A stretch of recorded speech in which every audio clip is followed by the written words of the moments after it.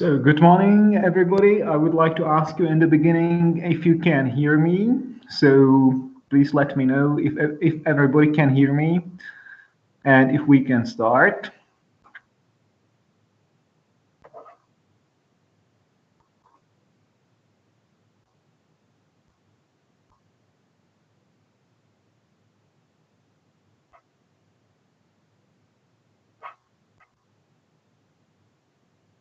Okay, so I can see some answers already. Very good. It seems like today we are about 27 listening today. So very nice to have you here. And I also hope that everybody is healthy so far, and we can still continue the same way we've started, and we will also continue the game. So that's perfect. I can see that some of you have already negotiated and you have already input some answers or some, let's say, agreements, which is outstanding.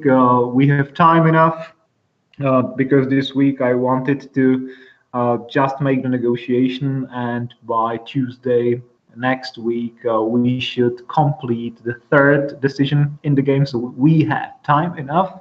And if you have any questions concerning the game, you can ask tomorrow, because tomorrow normally I will be available from 11 o'clock and from 12:45 for any questions concerning the game, for any doubts or anything you would like to discuss. And definitely today we should have a lecture, a standard lecture. But anyway, before we start the lecture, I can ask you if you have any specific question concerning anything. But basically, the game should be discussed tomorrow. So if you have anything you would like to know before we start, so please ask immediately. You can even use the microphone. You can text me as you wish. So any questions? If there are any questions, I am ready to answer just now.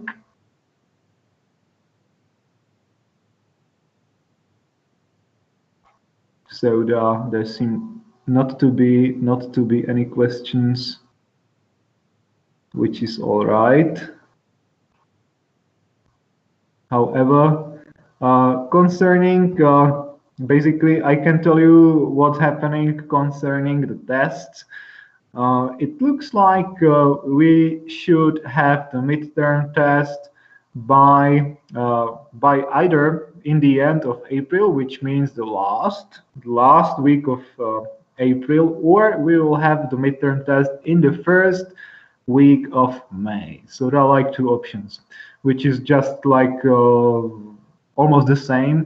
But basically, I would like to make it in line with the Czech subject of retail management, and in that version we will have the test in the first week of May.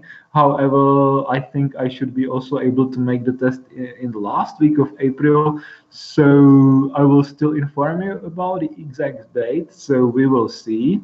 So we still have 1 month for the preparation for the midterm test, and the midterm test should definitely should be written on computer, so you can do it online. I will prepare the calculation exercises for the test online, and you can do it online on Insys. So that's the idea how to make the test. And definitely there will only be those exercises, calculation exercises, we will be doing or we have already done. So basically there will be one exercise on reserves, what we have done the last week, and there will be also one exercise on one calculation I will show you today.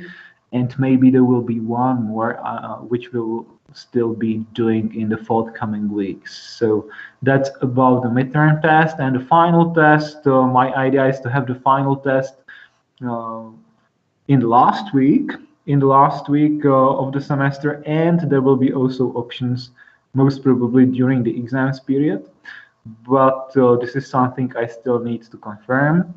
And the final test will only be devoted to the theory. It will be about the explanation of the most important terms. And again, I will make the test so that you can do it online using the INSYS platform, and you will write your answers. There will be open questions, and you will write your answers, and I will correct the test by reading your answers and giving you the points. So that's basically how we are going to organize the semester. Now we are like in the middle of the semester, so we are pretty much on time and everything is running well. So once again, if you have any questions, please go ahead and ask me, and I'm ready to answer. We have time enough, so don't worry about it. So any answers? Are there any? Oh, sorry. Are there any questions? So no questions so far. So I will start with the explanation of the topic today. The topic is called optimization of staff in a retail store. So we will use a very nice case study. So I will show you a case study today, and I will explain how to optimize the staff using the case study today. And my first question would be, what kind of staff do you think is the most important staff in a retail store? What kind of position? What kind of position is the most important position in a retail store? Because I believe you have a lot of experience of shopping, mainly foodstuffs, of course. So when you go for shopping for foodstuffs, what kind of position, what kind of staff is the most important position in a foodstuff store? So please let me know. I'm waiting for your answers. What's the most important position?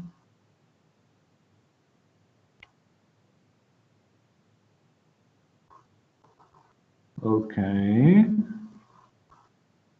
Okay, I can see some answers. So let's see. So you have mentioned cashiers. One answer. The second answer is cashiers. The sellers that deal with customers. Absolutely. It depends completely on the type of the shop and on the assortment. Then there are also people who stock the food, you say. So there should be somebody who makes the replenishment, the so-called replenishment, and also who puts the goods on the shelf, basically. So that's absolutely all right. So are there any other answers? No, so that's fine. Basically, what I was looking for is the cashiers, because the cashiers are quite important and are the most important ones. Okay, cleaners, you have mentioned cleaners. And then there is a question, yeah, the store manager is very important, management in general, and you say that cashiers are maybe not so important anymore today because you can shop without cashiers nowadays. All right, I do understand, and I partly do agree, but at the same time, I still think that cashiers are still quite important. And if you don't have cashiers, you can have self checkouts, and when you have self checkouts, you still need to optimize the self checkouts. And when we are talking about online shopping, when we are talking about online shopping, it's a different story. So today we are not going to talk about online because online selling is a different chapter. It's a different story, and we will continue with the typical food retail. So now let's see what do we have. So we have a case study here, which deals with 3 stores of a discount chain. Basically, a discount chain, you already understand what's the meaning of a discount chain because we have already explained all the formats of stores. And perhaps you can tell me any example of a discounter in the Czech Republic. Which discounter is the most important one in the Czech Republic, do you think, today? All right. So I can see Lidl. What else? Lidl. What about the other answers? Let's check then. Kaufland. Yeah, Lidl, Kaufland.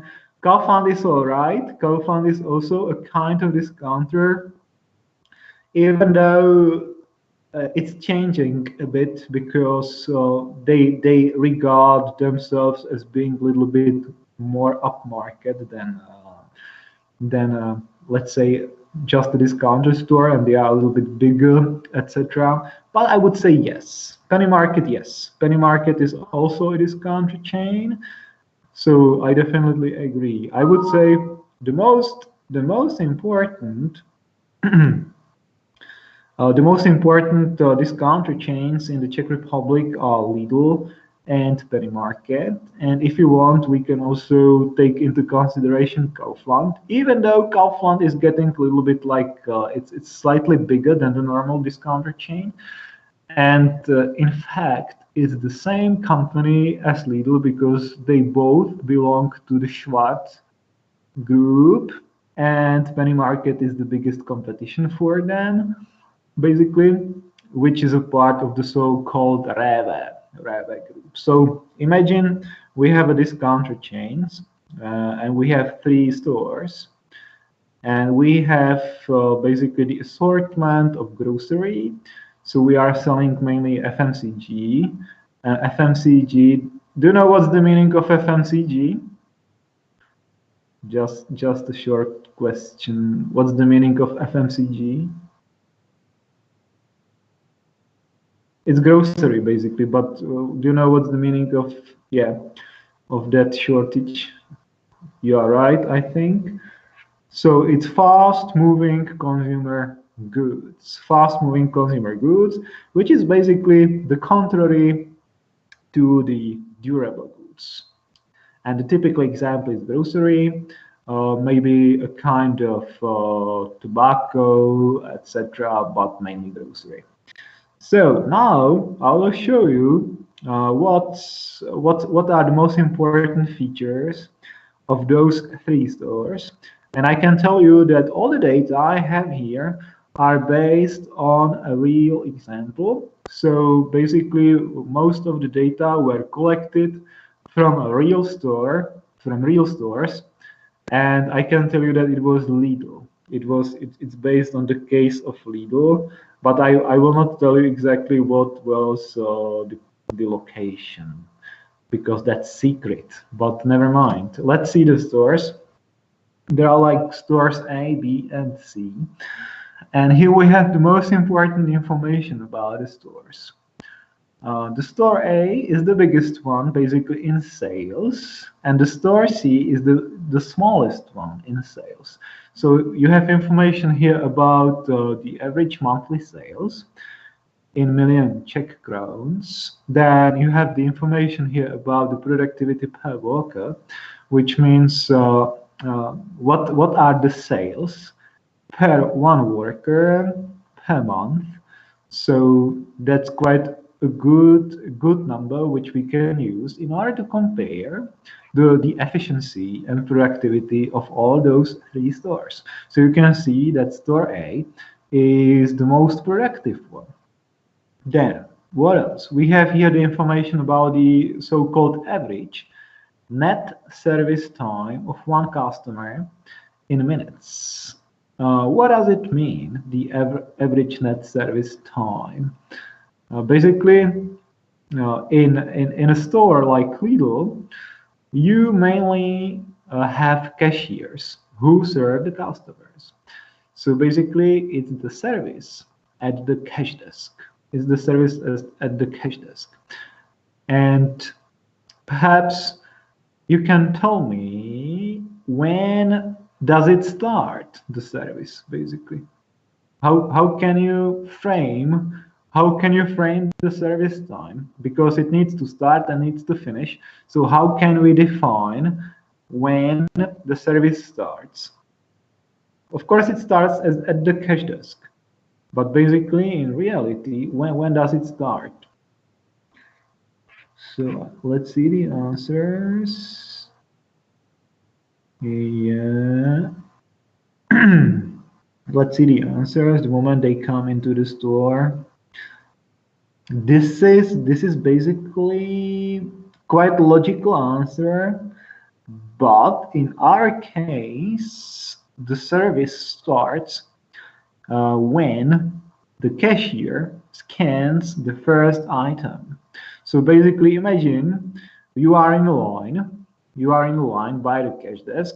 You put all the stuff, all your products, all the stuff on the belt, and the service starts at the moment when the cashier scans the first product, the first item, and it finishes when the cashier closes the cash desk.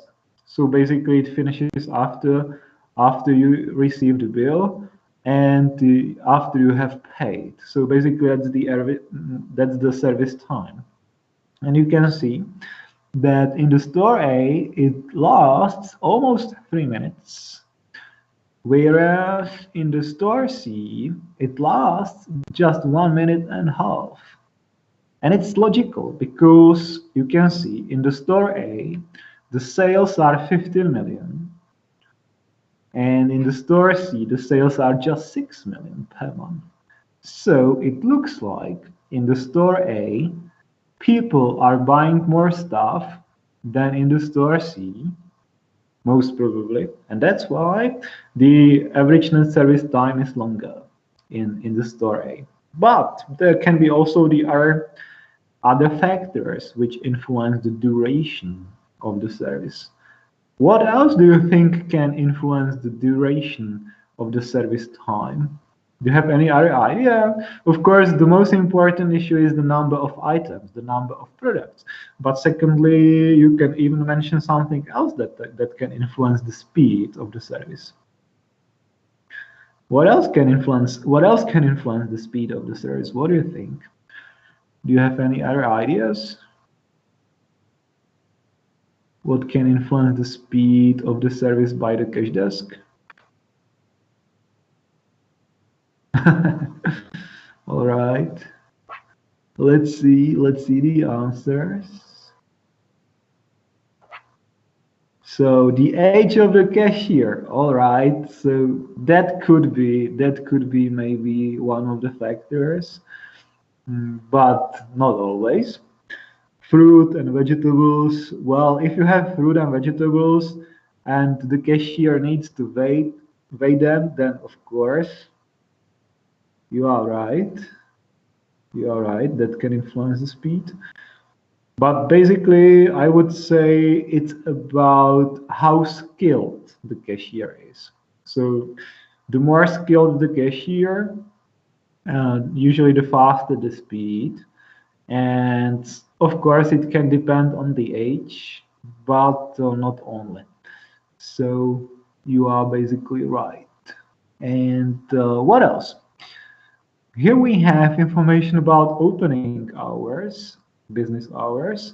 So all stores are open from Monday to Sunday, so the whole week, from 7 o'clock in the morning until 8 o'clock in the evening. So they are open 13 hours a day. And lastly, here we have information about the working hours from 6 to 21 in the store A and B, and from 6:30 to 20:30 in the store C every day. So now the question is, what's the difference between the opening hours and working hours? What's the difference? Tell me what's the difference, please. Working hours and opening hours. What's the most important difference here? Any answers? Okay, let's see the answers. Opening hours include preparation. Opening hours are for the customers. Opening hours. Okay. Opening hours are for customers.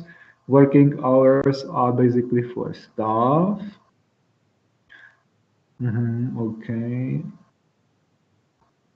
I basically agree. So we can say opening and business hours are for customers, and working hours are for the staff, which means that the staff needs to be in the shop, in the store, 1 hour before it opens and 1 hour after it closes.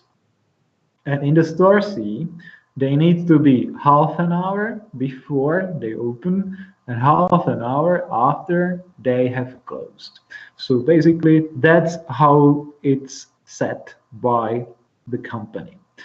Because the store C is smaller, that's why they only need half an hour for the preparation of the food, for the preparation of the shelves, for the preparation of the cash desk, etc., etc. So basically, it's about the preparation, it's about the cleaning, it's about the replenishment of food and the items, and so on. So basically, that's the difference. And now, I will show you more information about the stores.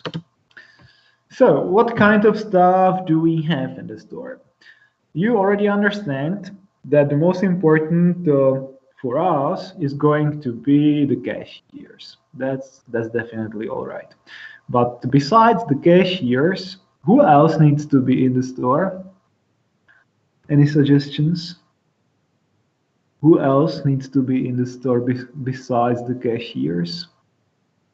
Imagine a Lidl, let's say, Lidl store. Okay. You can write the answers. I will check it. So there is security, the floor manager, the store manager, I would say. Consultants, maybe, but I don't think that consultants are that important in the store. Security, all right. Cleaning lady, all right. Store manager, absolutely. So you are all right, everybody. Maybe I'm not sure about consultants. For consultants, yes, we would need consultants, but let's say at the level of management mainly. So in the store, they are not so important. Supervisors, all right, could be. So thank you for the answers. And we will make it simple, because in our store, like Lidl, we only have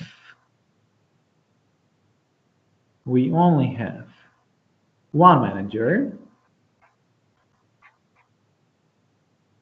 two assistant managers working full-time. Then we have two main cashiers. And finally, we have normal cashiers. Basically, all those people work full-time in the stores, but in the store C, the normal cashiers work part-time. I'll explain later on what it means, but basically it means that they don't work such long time as the cashiers in stores A and B. So once again, let's repeat. We have one manager, two assistant managers, two main cashiers, and normal cashiers. So that's what we have. And now let's see what they do. Let's see what they do. What about a manager? So what do you think the manager does and the assistant? You can give me some suggestions. What's the task? What's the main task of the manager of a store? Just briefly, you can send me some answers immediately if you want. Give me some suggestions. What's the task of a manager of a store? What's the main task? What do you think?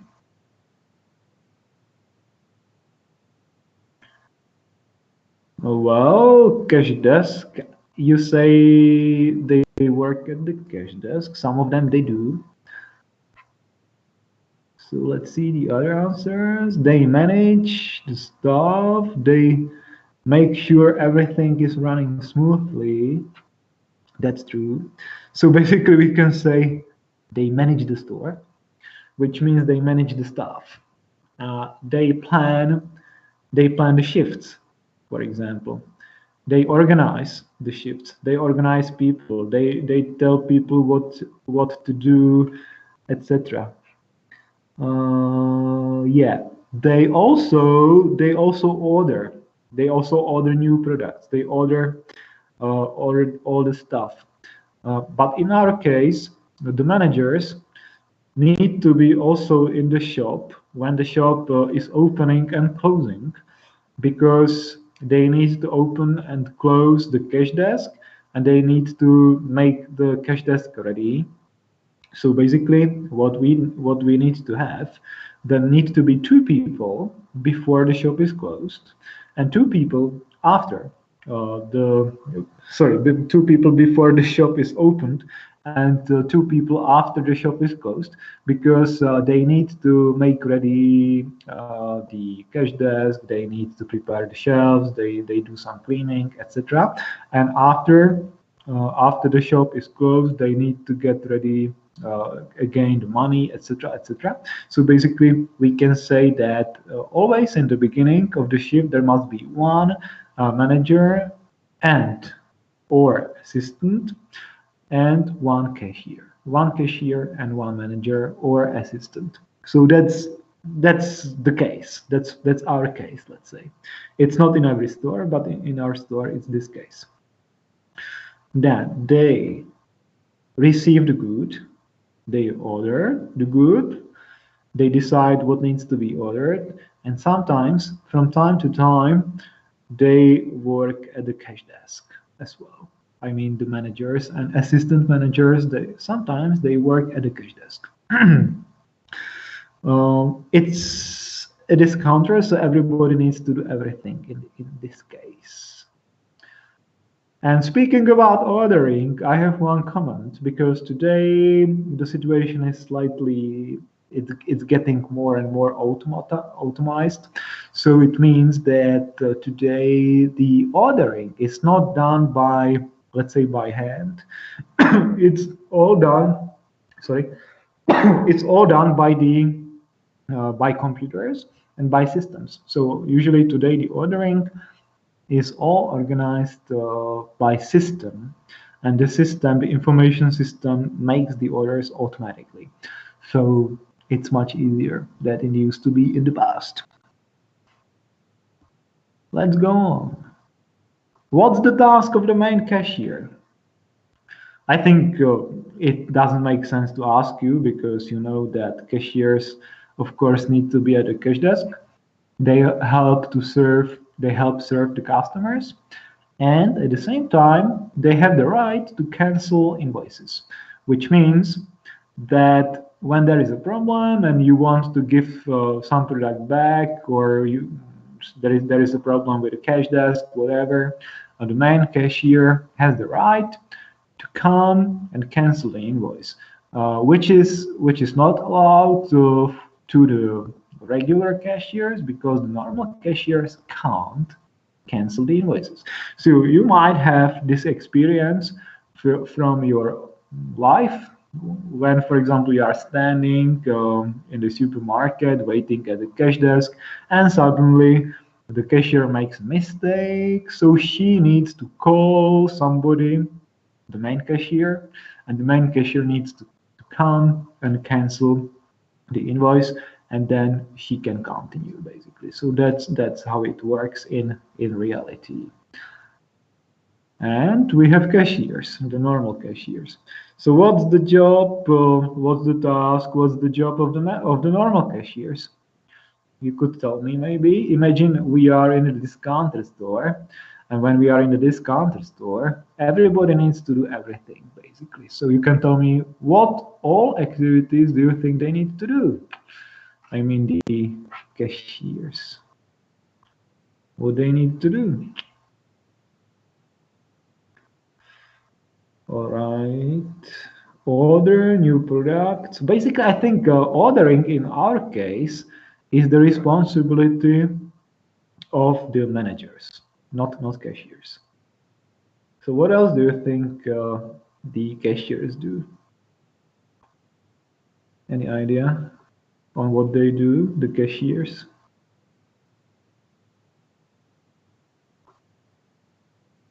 Tell me, please. What do the cashiers do normally?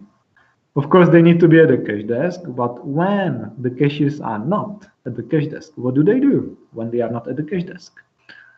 Any idea what they do normally? Okay, let's see.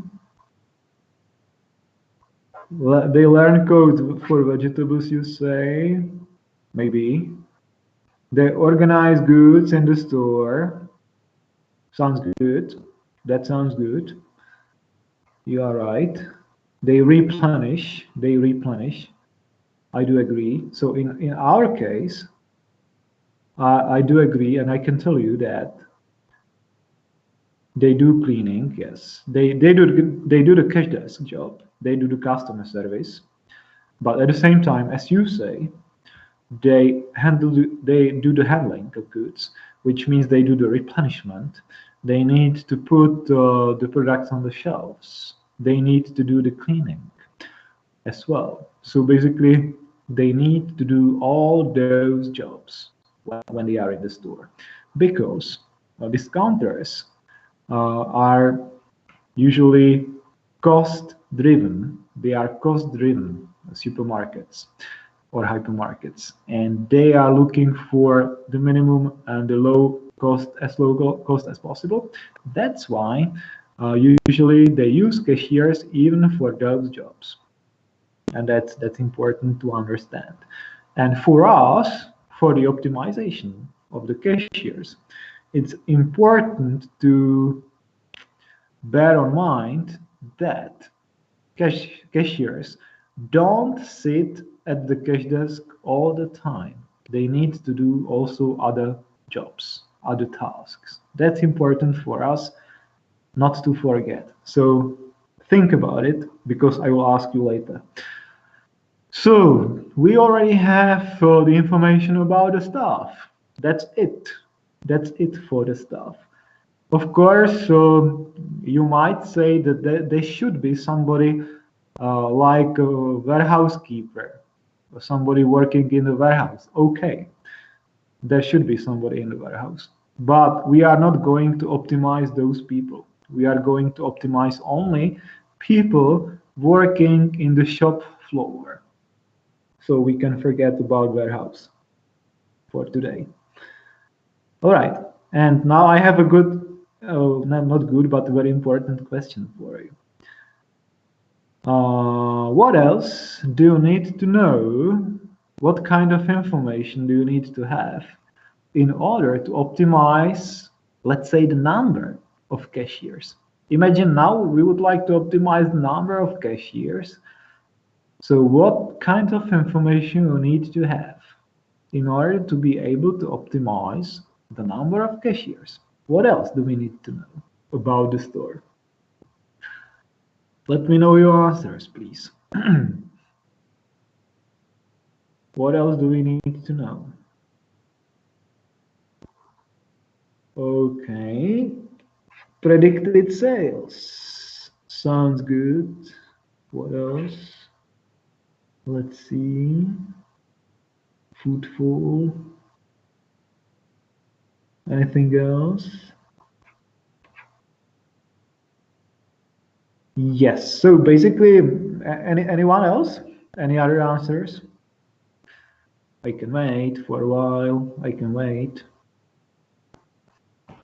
No more answers.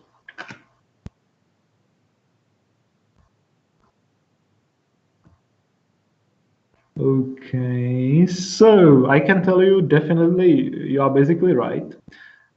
But what I need to know the most is the information about the number of shoppers. I need to understand how many people are visiting my store. So that's what I'm looking for now. So I basically need to have information about the customers, about shoppers, and I need to understand the number of shoppers in my store. And the best way is to understand how many people are visiting my store every day and every hour, let's say. And for this purpose, we use the so-called shopping frequency test. Shopping frequency test. So you can try to remember this term. Maybe I can ask you in the test what's the meaning of it.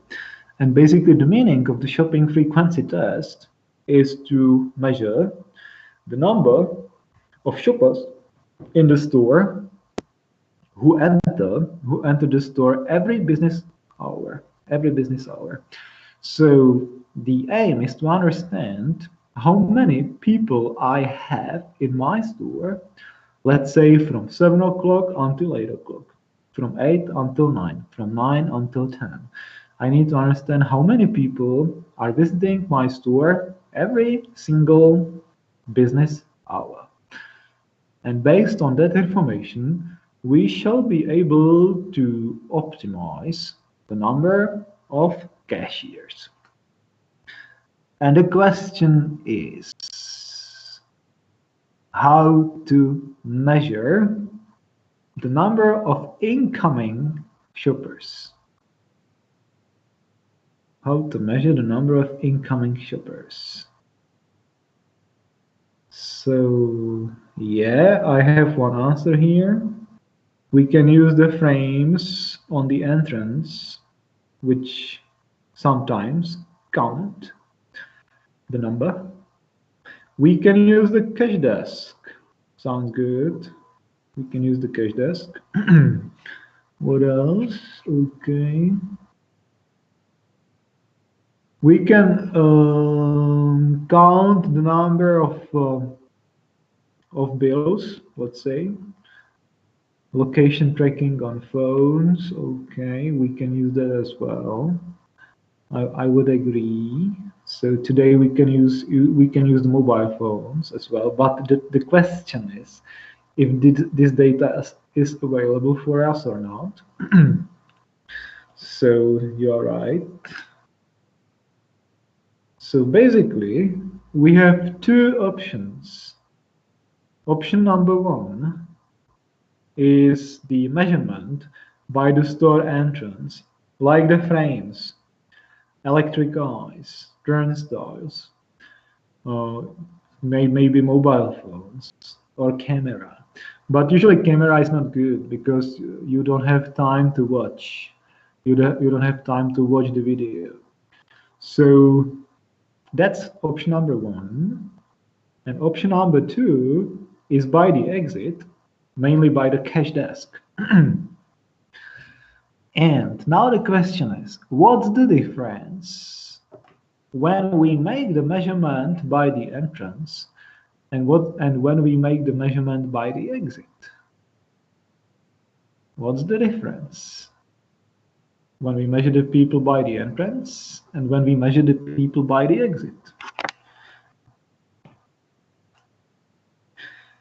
So there is one answer: not everyone who enters actually pays. Good.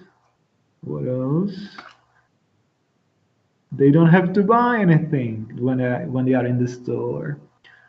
So if you measure by the exit, it's more accurate. Some people may not buy and leave the shop. All right. Some people even exit through the entrance, which is not, well, it happens. That happens sometimes. I do it as well sometimes. Sometimes when I do the store checks, I try to exit through the entrance. That can happen. I like the answer that not everybody who enters actually pays.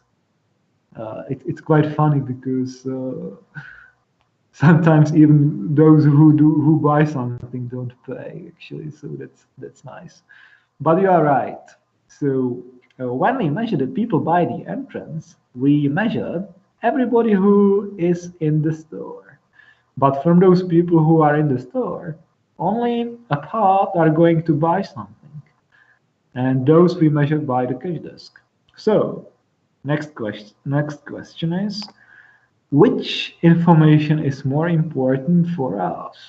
Those people who enter or those people who buy something?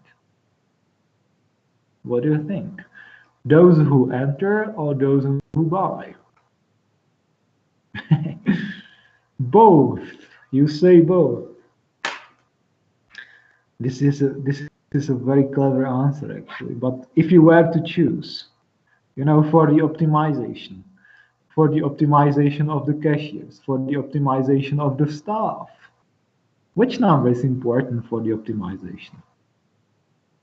Number of entering people or buying people? Entering,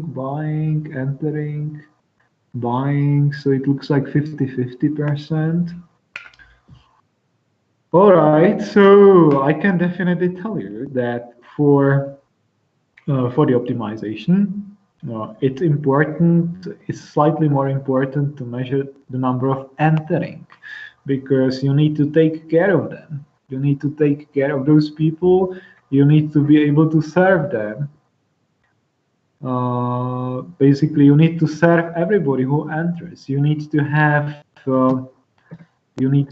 space for the people. You need to have shopping carts, let's say, shopping carts. You need to have maybe personnel, sometimes not only cashiers, to help those people. And only those people who are pleased by the service, they are going to buy. So basically, we need to understand both, but for the optimization, it's more important to measure those who enter, because we need to serve them. And now I have another question. In what assortment is the difference between who enter and buy something big and where it's small? What do you think? In what assortment the difference is big and in what assortment the difference is small?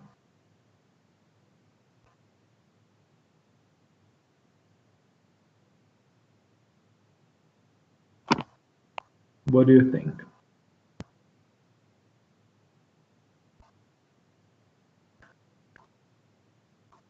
Any idea? Basically, I'm looking for some examples where the difference of incoming people is big and where it's small. So I have one answer, two answers, maybe three, yeah, two answers. So in clothes stores, more expensive stuff, it's big. In groceries, it's small. It's small for things you need. Well, yes, I can say, all right, the difference is bigger in the durable assortments like clothes, electronics, or cars, let's say, and a lot of those stuffs. and it's much smaller, the difference in grocery stores.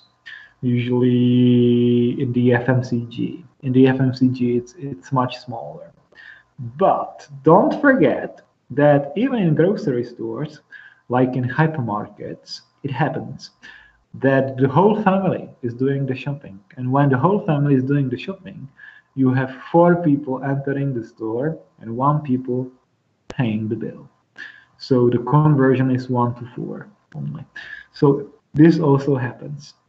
But in general, the difference or the conversion ratio should be smaller in FMCG and in let's say grocery stores mainly. And in luxury goods, it's much bigger, definitely. All right, so we can go on. And now I can ask you another question. Which factors do influence the number of incoming shoppers? And think about you have a store. The store is located in one location. You can't change the location. It's fixed. So the location is fixed. So what kind of factors do influence that? Of course, the location, but you can't change the location. You need to look for factors in time. So what are your answers? Let's see.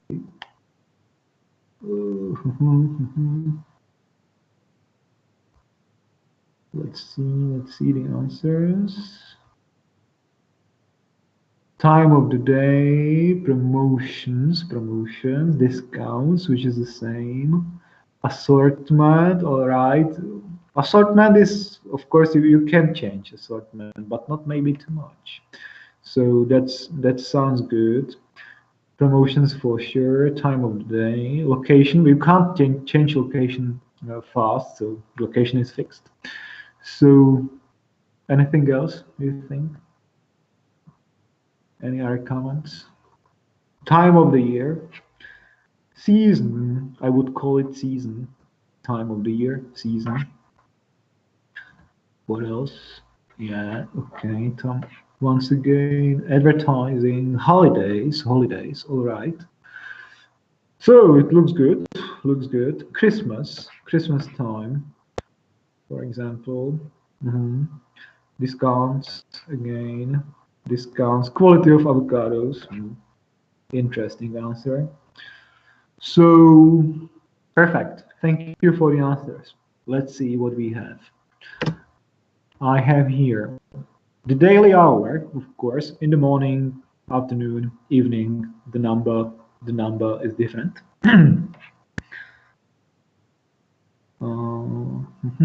What else? Then we have the day in the week, of course. The day in the week is different. Monday, what happened with my presentation? I have lost my presentation, obviously. Let's see, where is my presentation? Somebody has taken my presentation somehow.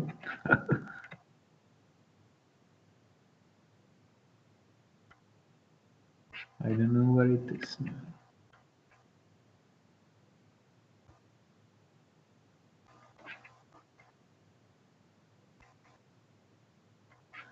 Just a second. My presentation has disappeared. I don't know why.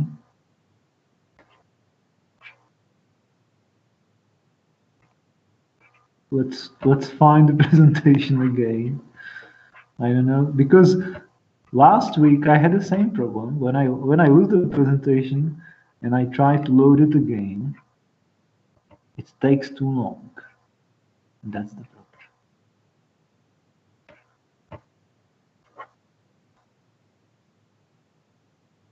But still, I have the option to show you my presentation on my computer. Yeah, let's go. Now we should see it. Customers, yeah. So the daily hour, the day, the season is important. Weather is important as well. Do you go for shopping when there is a good weather or the other way around? What do you think? Good weather is good for shopping or bad weather is good for shopping based on your experience? Okay, usually bad weather is good for shopping, I think. What else? Then, of course, we can talk about the pay period because sometimes. Thank you for your answers. Let's see. No matter bad weather, it depends. So, for some of you, it doesn't matter. But usually, when there is bad weather, it's better to go for shopping because you can hide. Pay period is important as well because some people just don't have money. So they are waiting for the payday, and once they get the salary, they go for shopping. So it happens like this. And discounts, you have mentioned discounts. I don't have discounts here. So you can include them as well, definitely. So discounts are very important. So these are like the most important factors. And by the end, we can say that some repeated factors should be already incorporated into the shopping frequency test. And if there are any fluctuations, like when there are any special periods, we need to make a special frequency test even for those special periods. And those special periods could be, for example, what? What can be the special periods when the sales are higher or lower than normally? Could you give me any examples of some period when the sales are higher or lower than normally?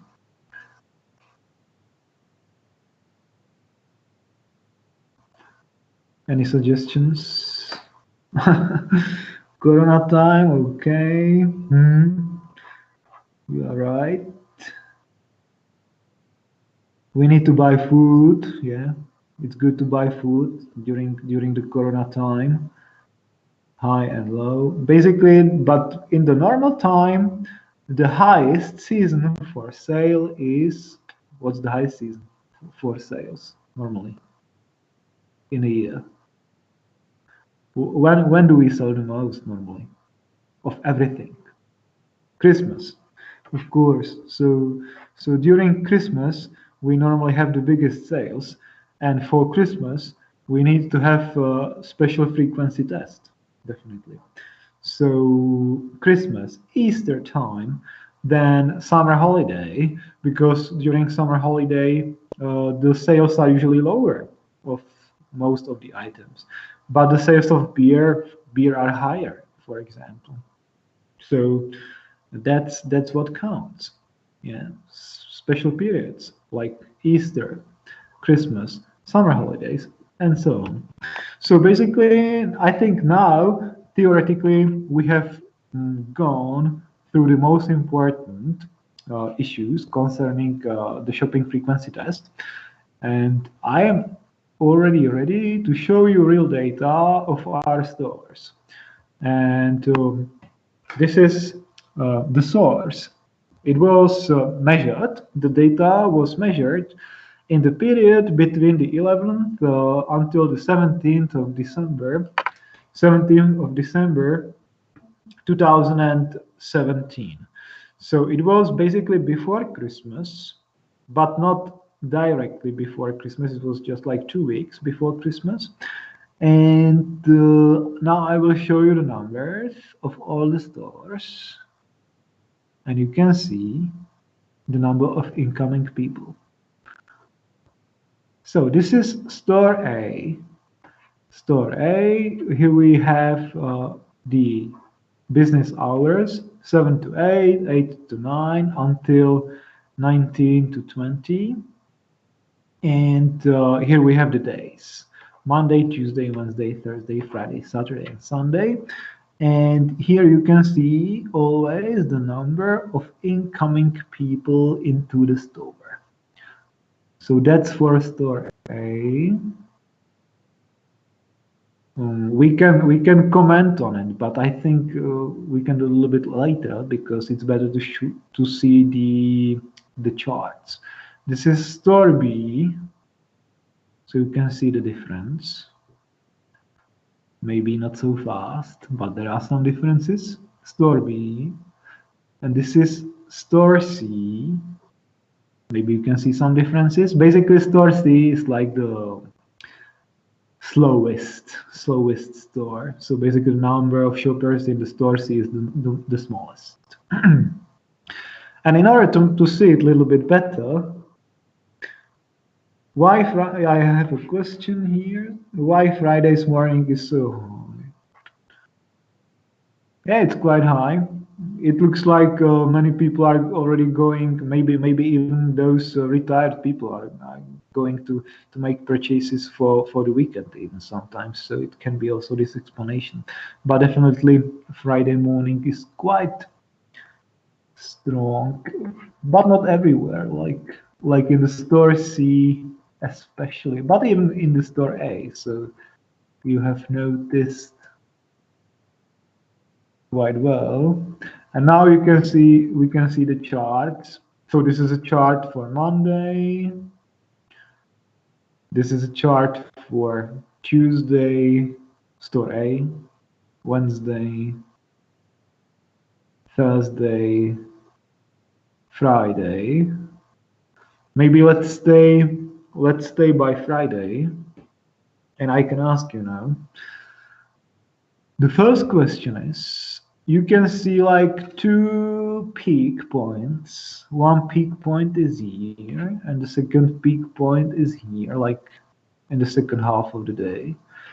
Could you send me some explanation for the peak point in the morning? Why do you think there is a peak here at 9 o'clock, from 9 to 10?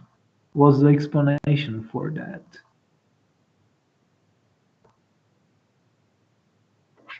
Okay, so let's see the answers. Before work and after work. People are preparing for the weekend. Partly, yes. Before work, people shop, getting home earlier in the afternoon.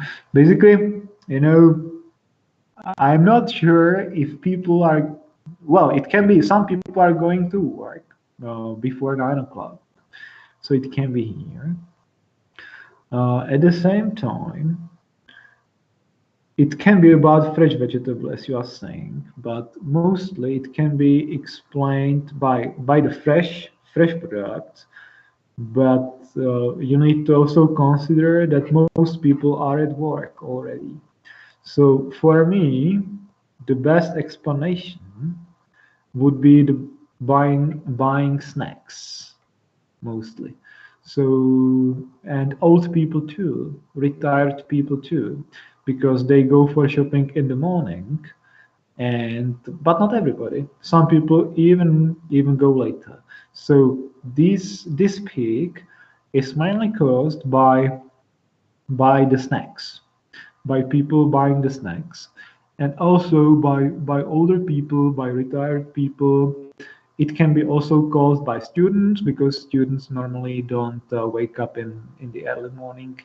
It can be caused by women or mothers living at home, uh, babysitting, and so on. So this can be the first explanation.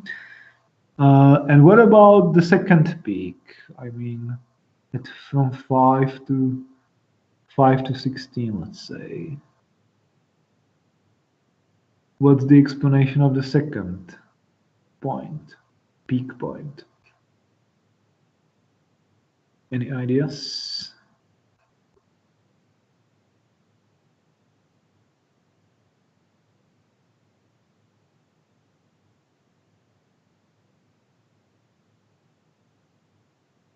The second peak point, any explanation, please? From 15 to 16, it's quite early, isn't it? Some people have a lunch break, could be.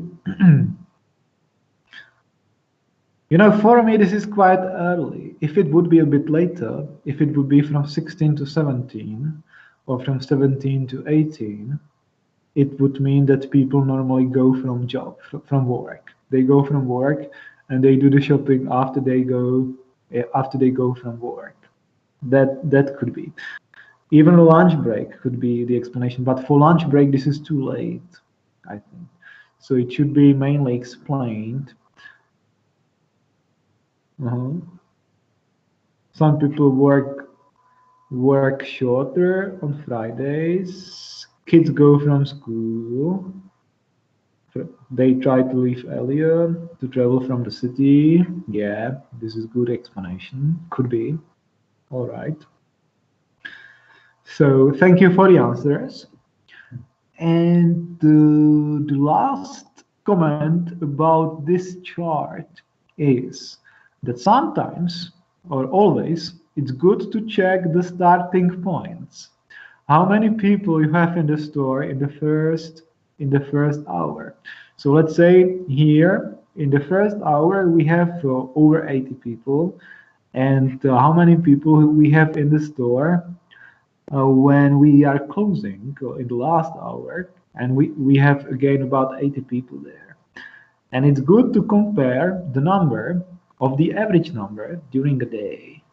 And if you take that into consideration, you should be able to decide if it makes sense to extend the opening hours.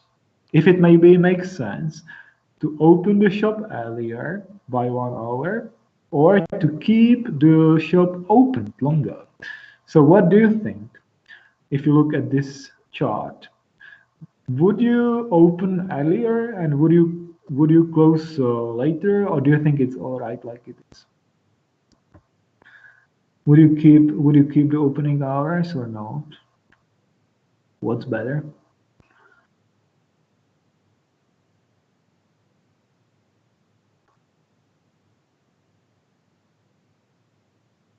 Any ideas? Shall we keep it or shall we change it?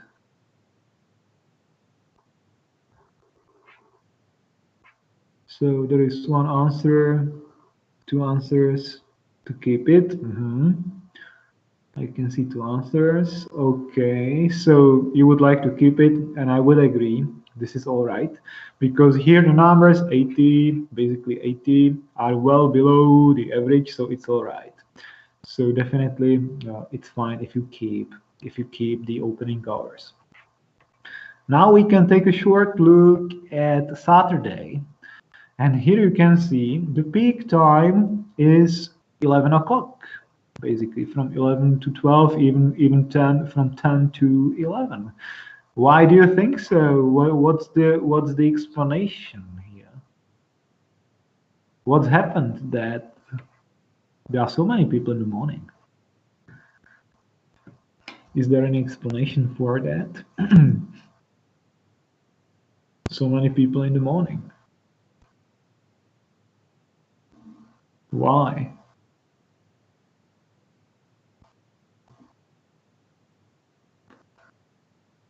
What do you think? Uh-huh.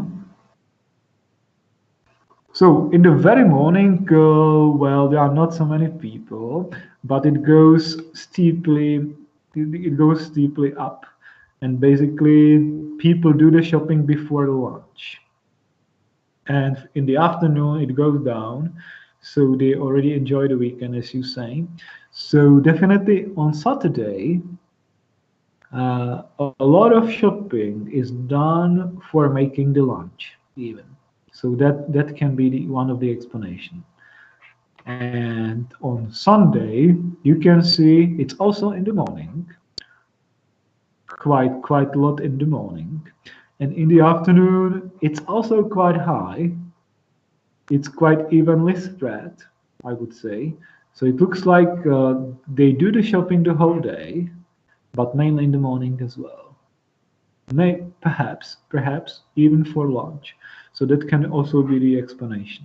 So this is for store A.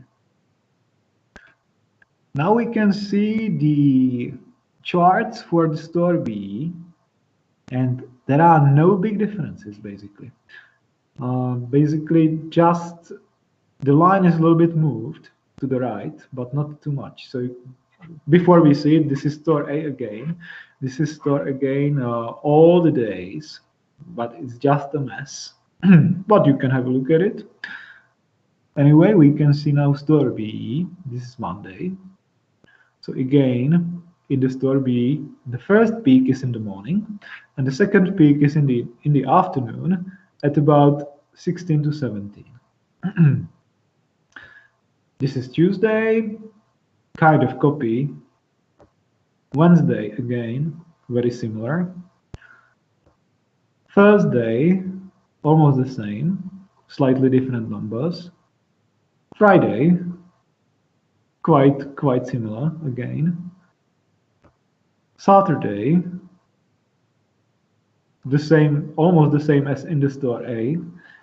And Sunday, quite similar to the store A as well. So you can see no matter the location, because the locations are slightly different, the development of the frequency of shoppers is quite similar, and it can be explained in the same way, more or less. Maybe we can, yeah, this is all together, and now we can see shortly store C. In the store C, you can see the difference between the morning peak and the afternoon peak is much bigger. And the afternoon peak is also a little bit moved to the afternoon. So this is for Monday. Tuesday is basically a kind of copy of Monday. Wednesday, very similar. Thursday, Friday is different. On Friday, again, you can see a lot of people do the shopping in the morning. Much more people, or many more people, do the shopping in the morning. It looks like they are already getting ready for the weekend. And in the afternoon, they most probably end up their work earlier, and they get ready for the weekend again, and they do the shopping. Saturday is quite similar to the other stores, and Sunday as well, I would say. So there are no big differences. And this is for all the stores. And finally, I have a comparison of stores A, B, and C for Friday. So this is just Friday and comparison of all three stores. You can have a look at it. Store A is blue, store B is red, and store C is green. Perhaps if you look at it, you can notice some differences. And if you notice some differences, you can tell me what you see. Can you see anything interesting? Any important differences? Or is it the same? Can you see anything which you would like to comment on?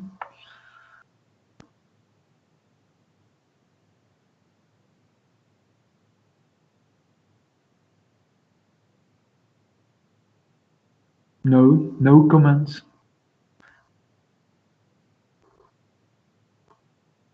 Are you sure? No comments at all. So do you think is it similar, or do you see anything? Okay. The store B has the lowest number of shoppers in the morning, you say. All right, and the highest in the evening. That seems to be basically all right, because this, yeah, compared to the other stores. And also the store C has the peak a little bit bigger in the morning. The store C, it's almost bigger than in the afternoon, let's say. The store C decreases in the evening, you can see, yes. So there is also this difference. Good. But otherwise, the differences are not so big, definitely. So thank you very much for your comments. I'm happy that you've mentioned them, and I think we can move on further because you must be getting tired, and I would like to close this chapter before the break. Because now, basically, the task is to calculate the average frequency test. I will show you just the results. So basically, the idea is to calculate the average from all days for all hours. So let's see one example. So this is store A. So now the task is to calculate the average, let's say from all the days for every hour. So we will do it, and now we can see. So the store H in the first hour has the average number of customers 65. In the second hour, the average number of customers is 82, 108, and so on. And here we, on the right side, in the right column, we even have the percentages, which measure the share on the day. So which means that the first hour has 5% share on the day. So you can see the biggest share. What's the biggest share? Which hour is the biggest one? Could you tell me? Which number is the biggest one here?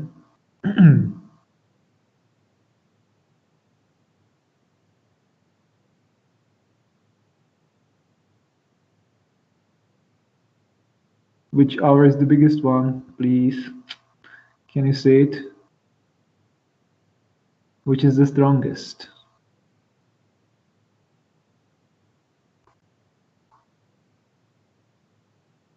From 10 to 11. 993. And you are right, I think. From 10 to 11 is this one. 10 to 11. Perfect. So you can see it precisely.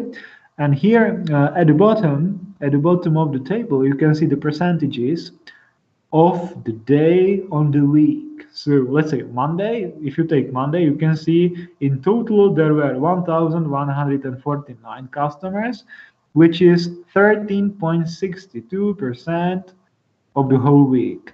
So based on the percentages, you can see that the strongest day is Friday. Friday is the biggest. Perfect. 18.61. That's Friday. Nice. So that's store A. If you want, you can have a chart like this from the average, which is the same. So we can move on. For store B, please tell me which hour is the strongest here. Which hour is the strongest here? For store B. 16, from 16 to 17, 16 to 17, all right. Thank you. Thank you for the answers. You are right. And what day? It's again Friday, right? Perfect. And now we will go to store C. And what about store C? Which hour is the most important here?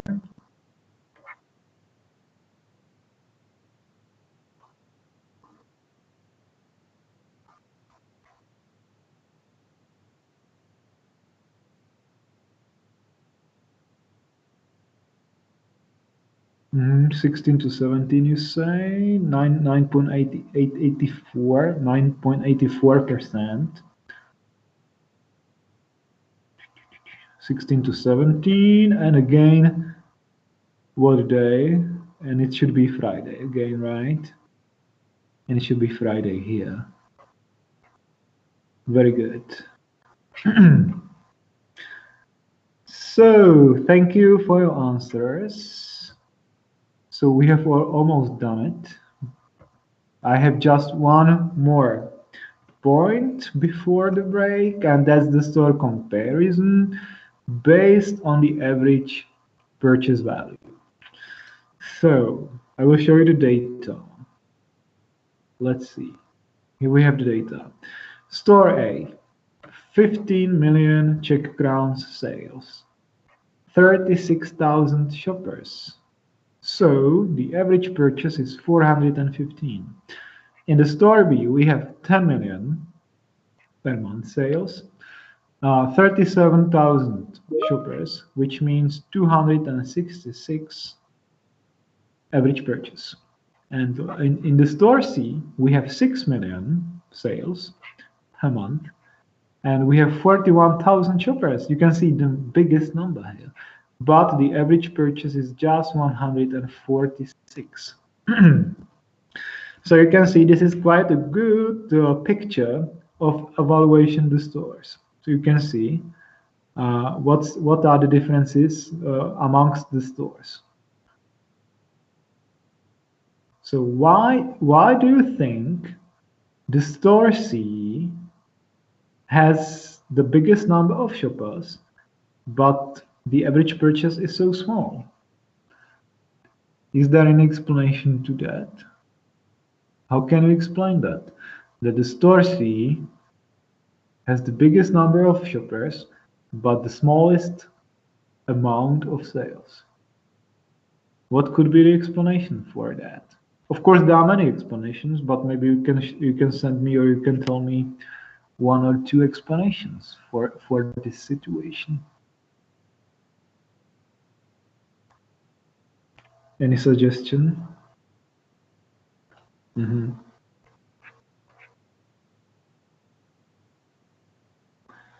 So families, price is too low. Well, that's a question. Prices should be the same because it's one retail chain with the same prices more or less. So yeah, families could be the explanation, but I think when you have a family, then the average purchase should be, well, it could be caused by that, but at the same time, the purchase of a family should be quite big in general. So that can be also the case. Any other? Bad stuff. This is one of my answers because I wanted to show you. Okay, it could be about bad stuff. You know, let's say inefficient stuff, unskilled stuff. That can be the problem. But on the other hand, it can be also location because on some locations you have rich people, on different locations you have poor people. It can be also about, as you say, about snacks, because in the store C people just buy snacks, nothing more. Yeah, nothing more. So it can be, it's about location. When the location is close to the offices, let's say, then people just go there to buy some snack and nothing else. That can be also the explanation. But of course, in the end, it can be about unskilled staff, etc. So there are a lot of explanations for that, definitely. So basically, we can, if you don't have any questions, we can finish at this point, and we can have a break. I would like to have a break. Well, we can have a break for 20 minutes, and we can continue at 12:45, because in the next hour we will already calculate the staff optimization, or I will show you how to calculate it so that you can understand it. So here we will continue. So if you agree, we can have a break about 20 minutes, and 12:45 we will continue again. All right, everybody agrees? So thank you so far for your participation, and let's continue after the break.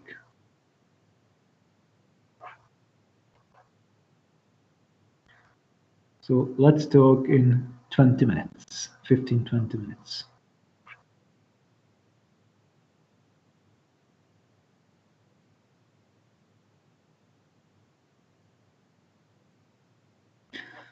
Well, concerning negotiations, so I would like you to do the negotiations. Uh, well, it's good to do it as soon as possible, but it's not necessary to make it until tomorrow. You can do it until the end of this week because basically I can't check it. So it's up to you. Absolutely, it's up to you. But I want you to make the next decision by next Tuesday. So on next Wednesday, I would like to see what happened in the market. So let's talk in about 50 minutes.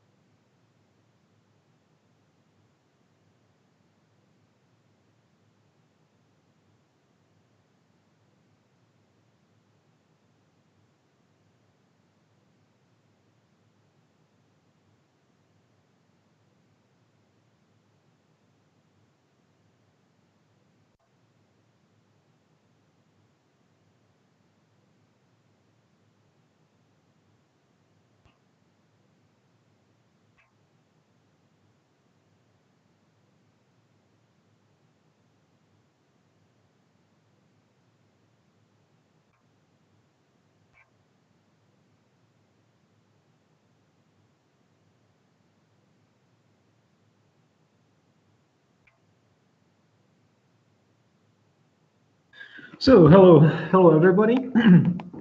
We will continue. I hope you can hear me. I've started loading, so I think it's good for you to have it loaded because basically all the part of this text is going to be, it might be in the midterm test.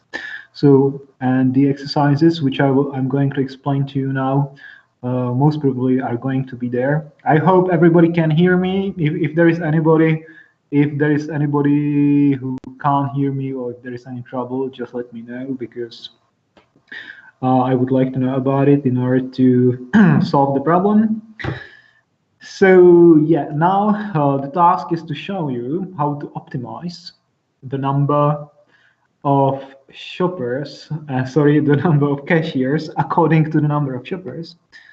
I will just check how many people we are. We're 26 now, so a lot of people are still missing. Anyway, we are going to use two methods. In fact, there are like three, but two of them are going to be calculated. The first one is called the average service time method, and the second one is called frequency indexes method, based on frequency indexes. And the third one is named, or is called, as the queuing theory.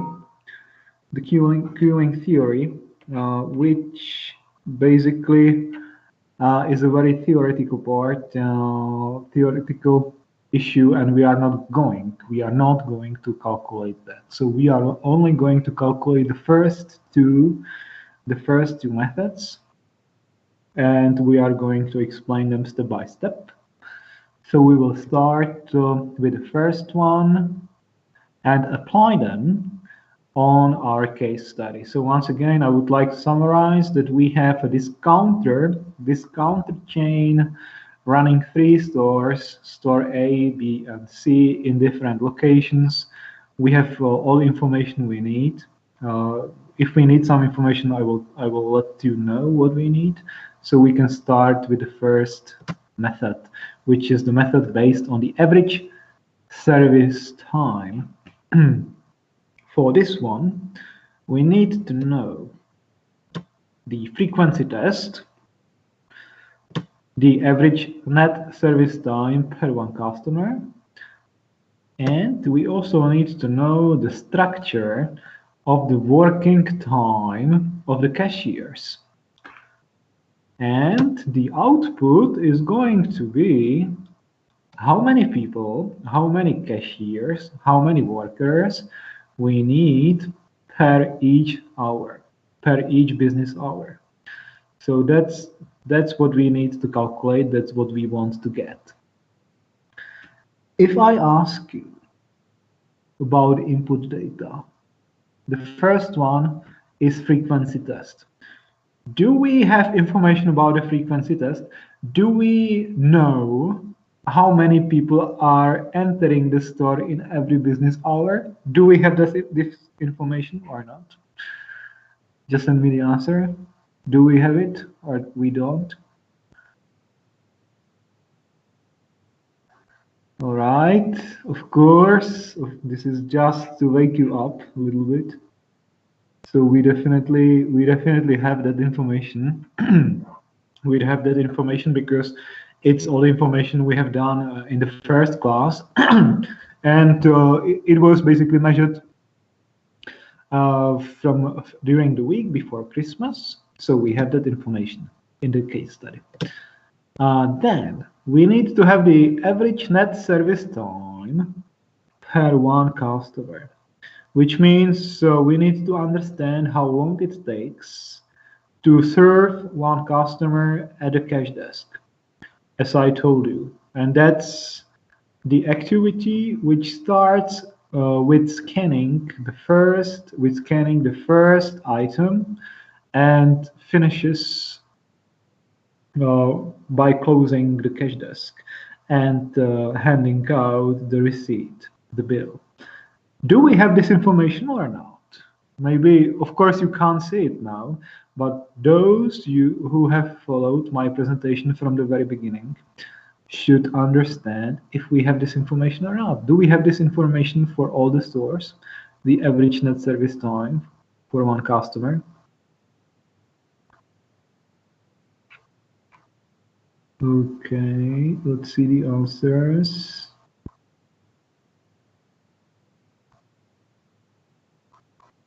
Net service time, we had it, yes. You say we can count the average. I think we do. Okay. Yeah, maybe you don't remember exactly, but I can assure you that definitely we do. We do have this information.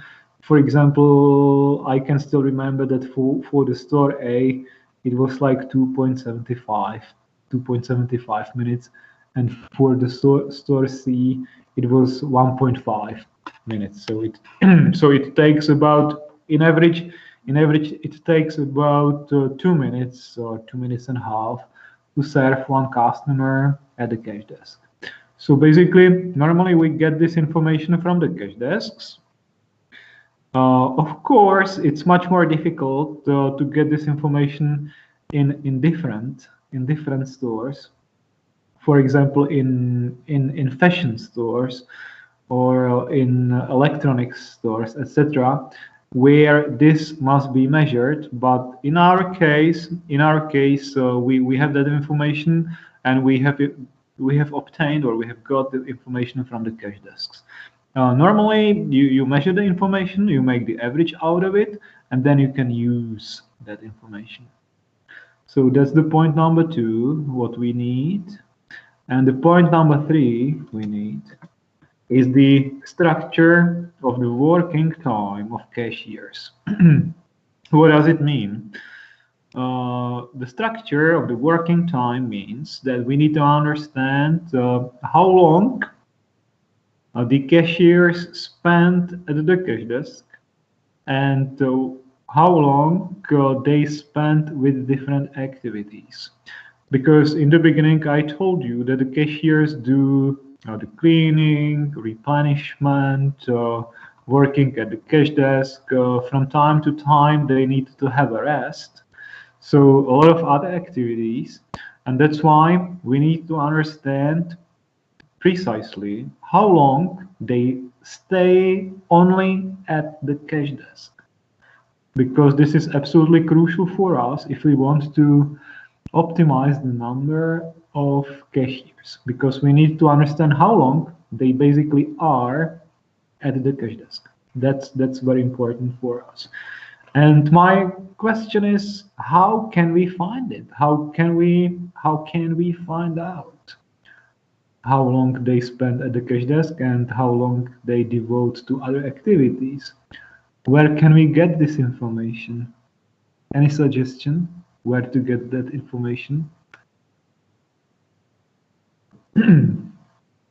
Just send me the answers if you have any. So what do you think? Where to get the information about the structure of the working time of the cashiers? Any idea where to get that information?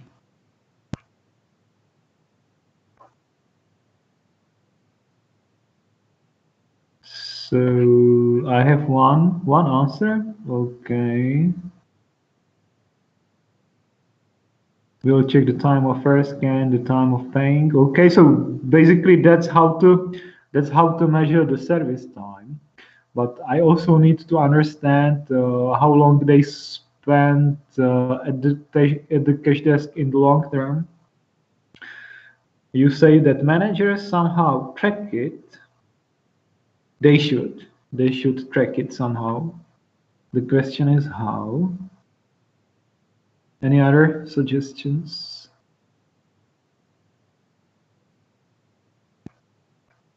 No more suggestions. Employees report it in the end of the day.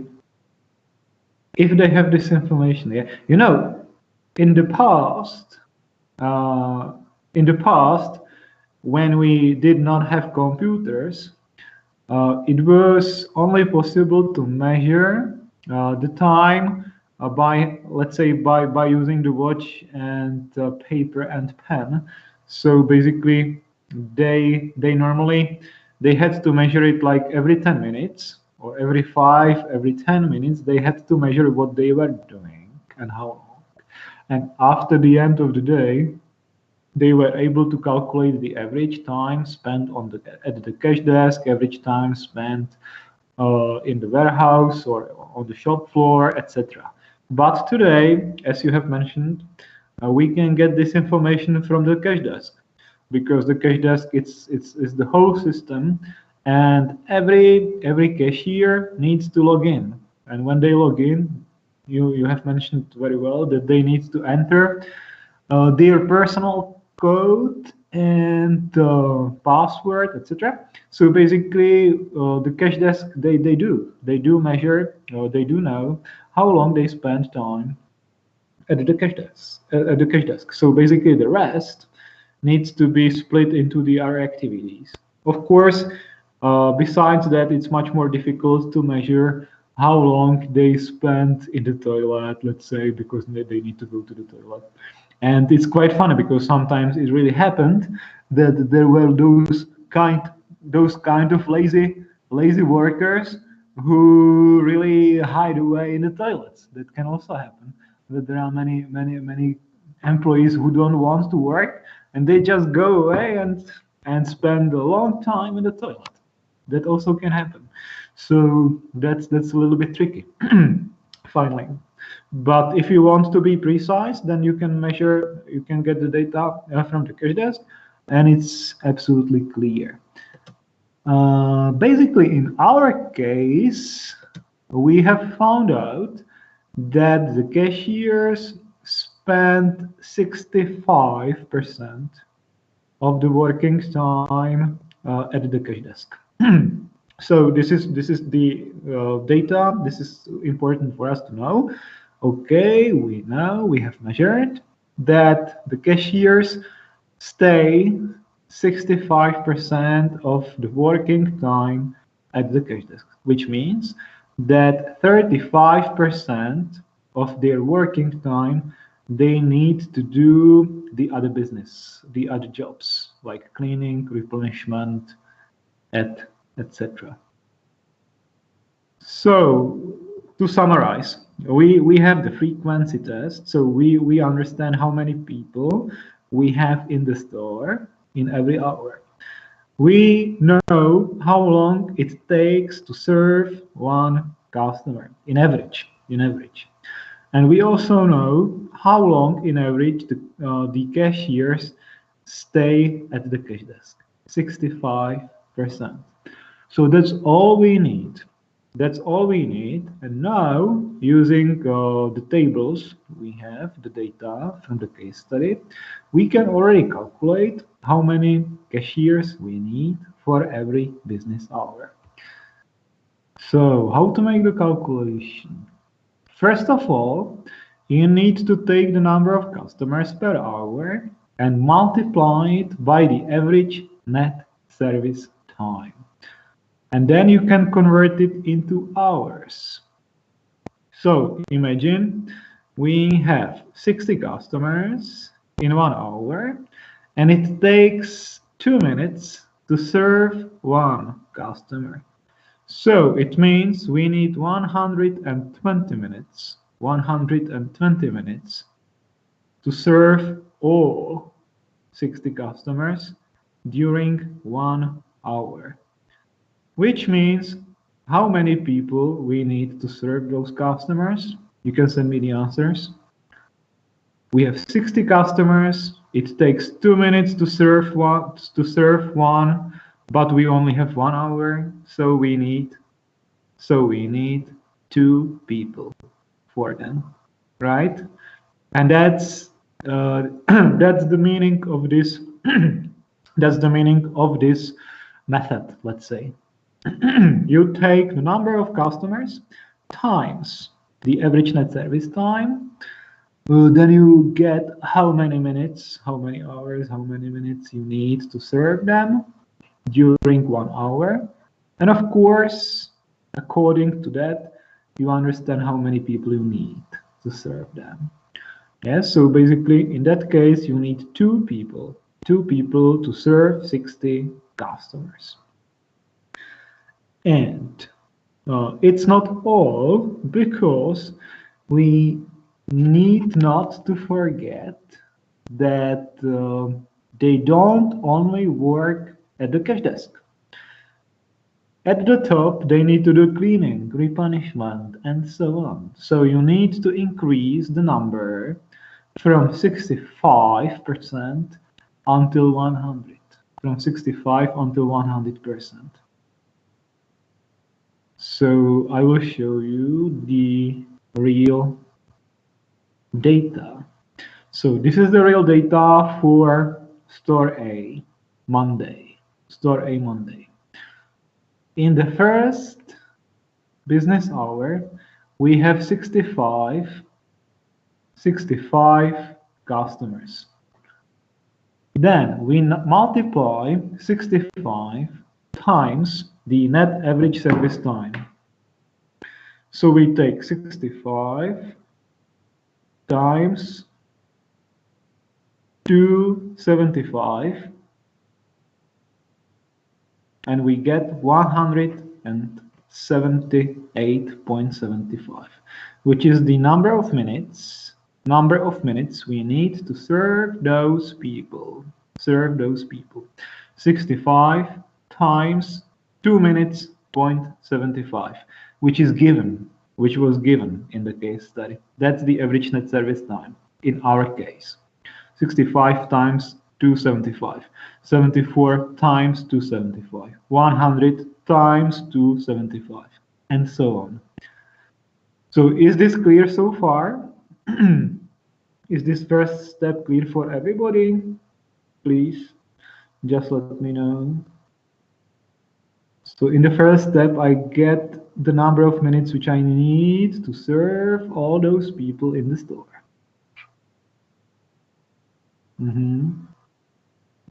Let's see. I can see 3 answers out of 30 people. Okay. If you have any questions, please ask. Okay, so now we have the number of minutes needed to serve all people in the hour. But as I told you, I know that the cashiers only spend 65% of time at the cash desk. So now I need to increase the number of minutes from 65% to 100%.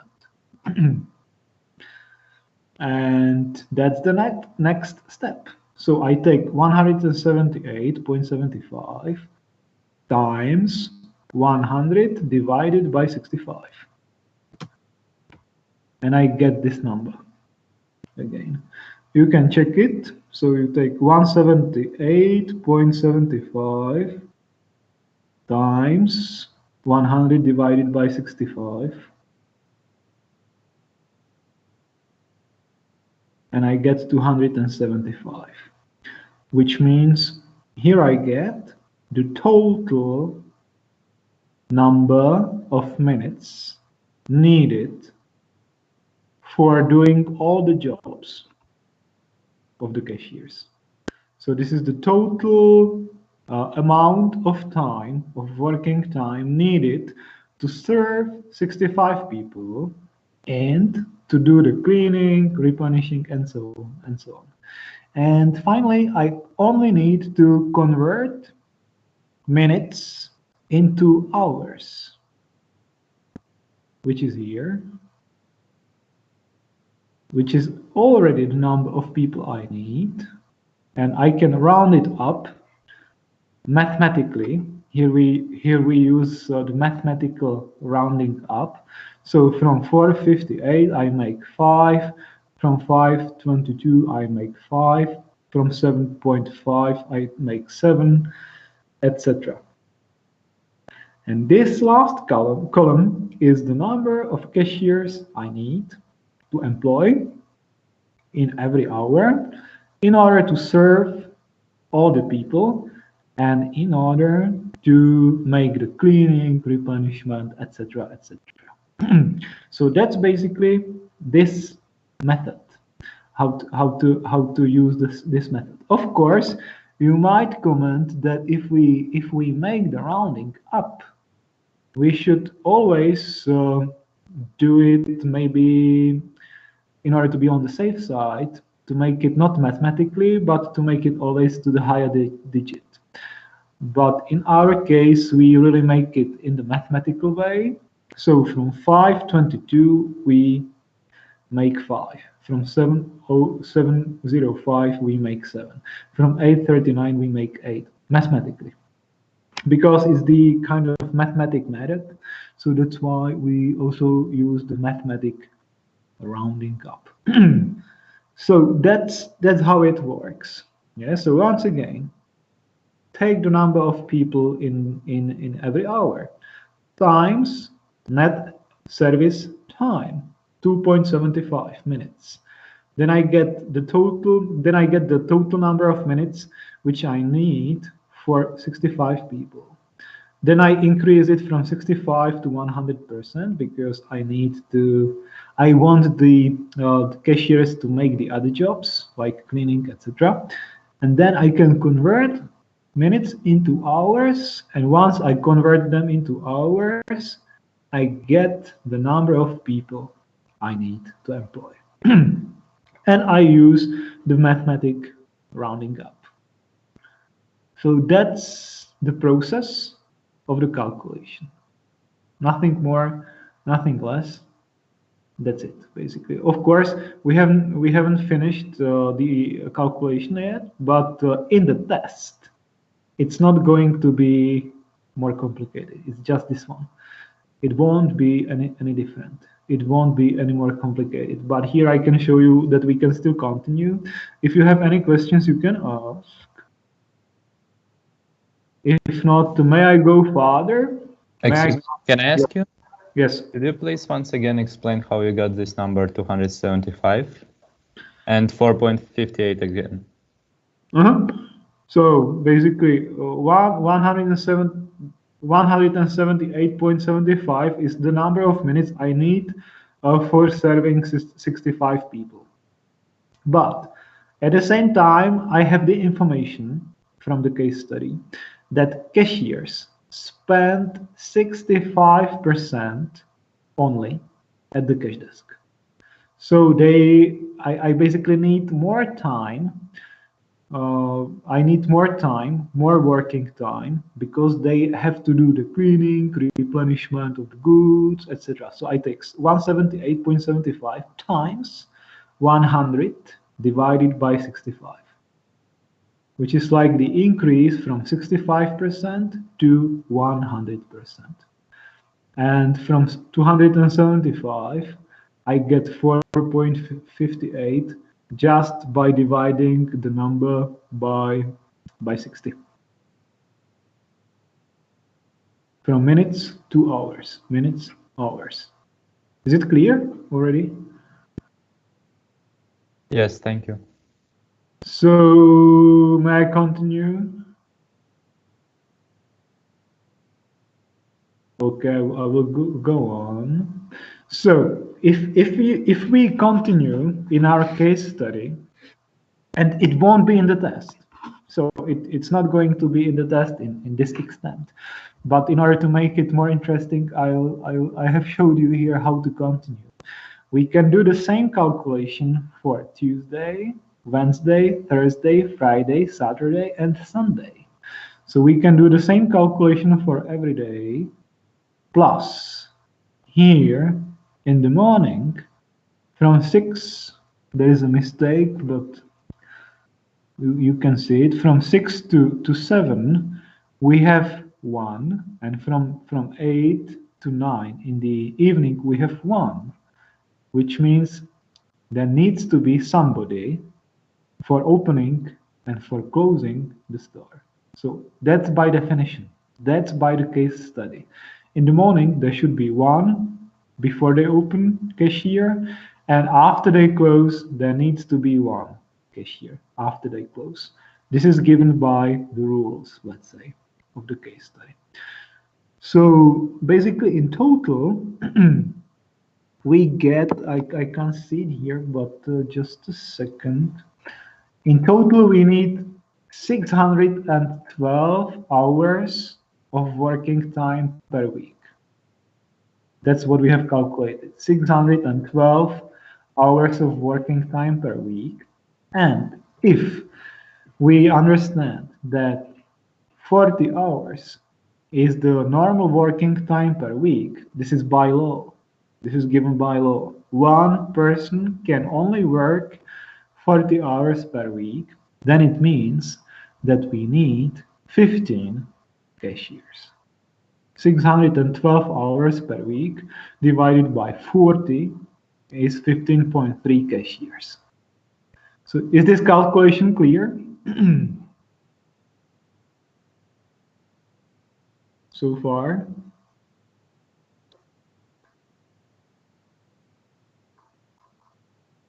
Okay, any other comments?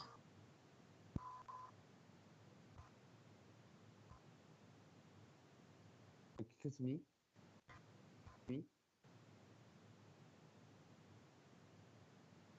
So we're not desirable to stay. And so these colonies, the United States and Australia as well, the numbers are smaller in Australia where it's I can't hear you very well, unfortunately. people. Also, Unfortunately, I can't hear you very well now. So Excuse me. Can I ask yeah. Yeah. I want to ask, like, at this time, at this moment, like, we get the result is we need 15.3 cashiers, but in the real time, like in the reality, if it means like we really need like 16 cashiers in the real time. You know, in the reality, it's even more complicated because you need to take into consideration that you need, let's say, breaks and so on, and you can't have maybe two people at the same time. So in reality, you need more people. This is like the minimum. This is the absolute minimum. And on top of that, you need 3 managers. So basically, in total, you need 18 workers. Yeah, but by the calculation we have done, we have found out that we need 15 cashiers, the minimum. That's the minimum. So basically, in reality, you will need more, definitely. But by the calculation, this is the outcome, basically. Oh, okay. We can make the very same calculation if we continue. We can make the very same calculation for the store B. Yeah, this is the same calculation for the store B for every hour. You can see the calculation for every day, for every hour. Then at the bottom, you can see the total number of hours needed for one day. And in the end, in the end of the table, you can see that we need basically 464 working hours for the store B. So you can make the same calculation, 464 divided by 40, and you get 11.6, which means basically 12 plus 3 managers is 15 workers in this case. So this is this is actually how this works for the store B. And for the store C, it's almost the same. So here we have the number of people, the number of hours for each business hour. Here we have 0.5 in the beginning, and in the end of the shift, we have 0.5 again. What does it mean? It means half an hour, because the store C, by the definition, the store C, by the case study, by the rules of the case study, it needs to be open half an hour. Actually, there must be people half an hour before it's open, and there must be people half an hour after it's closed. So that's why 0.5. So in total, again, we get the number 378 hours of working time divided by 40, and we get, let's say, 9 or 10 plus 3 would be 12 or 13 workers in this case. Yeah, so basically, this is how we can apply the average service time method. In fact, if I go back again, in the test, you are not going to work so much. You are not going to calculate so much. In the test, you are going to calculate only this, only the first column, only the first column, only let's say the number of cashiers for the first, second, third, etc. for every business hour. But that's it, nothing else. So the only thing you need to remember is the process of the calculation. So first of all, number of people in each hour times the net average time, net average service time, and increase it from 65 to 100%, let's say, according to the calculation task. Excuse me. Yeah. How to understand the number of managers? Is it based on the number of cashiers or size of the store, or how? This is based on the size of the store, basically. This was given in the beginning of the case study, because in the beginning I told you that in each store there is one head manager and 2 assistants, and that's fixed. So, so this is given, this is given by, let's say, by the case study. But in the test, you won't have that. Definitely. Okay, thank you. This is just to make it a little bit more complex. So, any other questions for this method? Maybe I can ask you, what do you think about it, and how would you evaluate the method? Is it good? Is it bad? Is it precise? So does it have any shortcomings? What are the negatives? What are the positives? What do you think about it?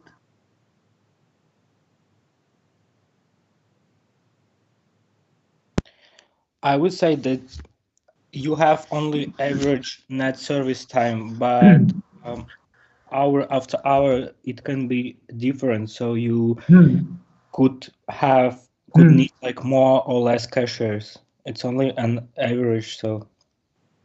You are absolutely right. I think the biggest problem here is that we calculate with average net service time, average time spent at the cash desk.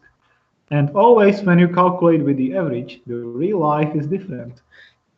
And that's the problem, because sometimes it can take much longer to serve the people. It can be absolutely different. The same for the number of incoming people. It's just the average. It can happen that there is a bus with people, with students, suddenly 50 people, and suddenly there are 50 people in the store, and basically it's absolutely difficult to adjust then. So definitely it's just a mathematic method, but in the real life it's much more difficult, unfortunately. And finally, in the real life you need more people. This is just the minimum, definitely. Any other comments, if you have? I have some points here, so I can show you. It's quite precise, but it's good that it really brings the minimum number of workers needed. So it's a kind of cost optimization. On the other hand, the problem is that it's time consuming to get the data, and it also makes an effort to get all the inputs. And finally, we need to work with average data. That's the problem. Average data is difficult to get the inputs. It's difficult to measure the average net service time. There are a lot of exceptions. So basically, it's good to understand how to make it, but in the real life, I should point out that in the real life, you need more people. This is just the very minimum, definitely. So that's about this method, basically. If you don't have any more questions, I will show you the next one, the second method. May I go on? May I start with the second one? Are you ready? Are you ready to continue? 1, 2 answers. Okay. So let's go on.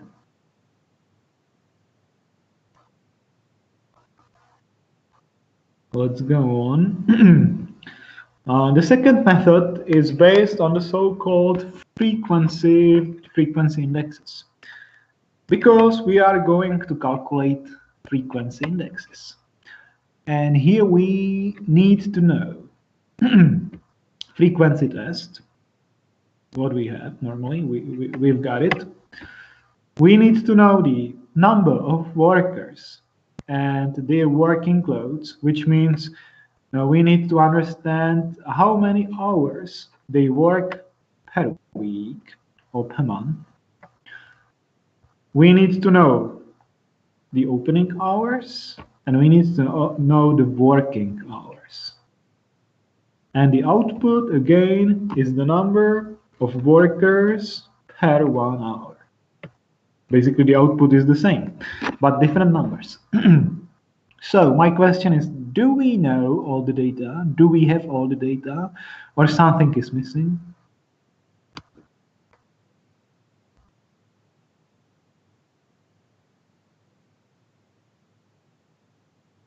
Is anything missing, or do you think we have all the data we need? We do?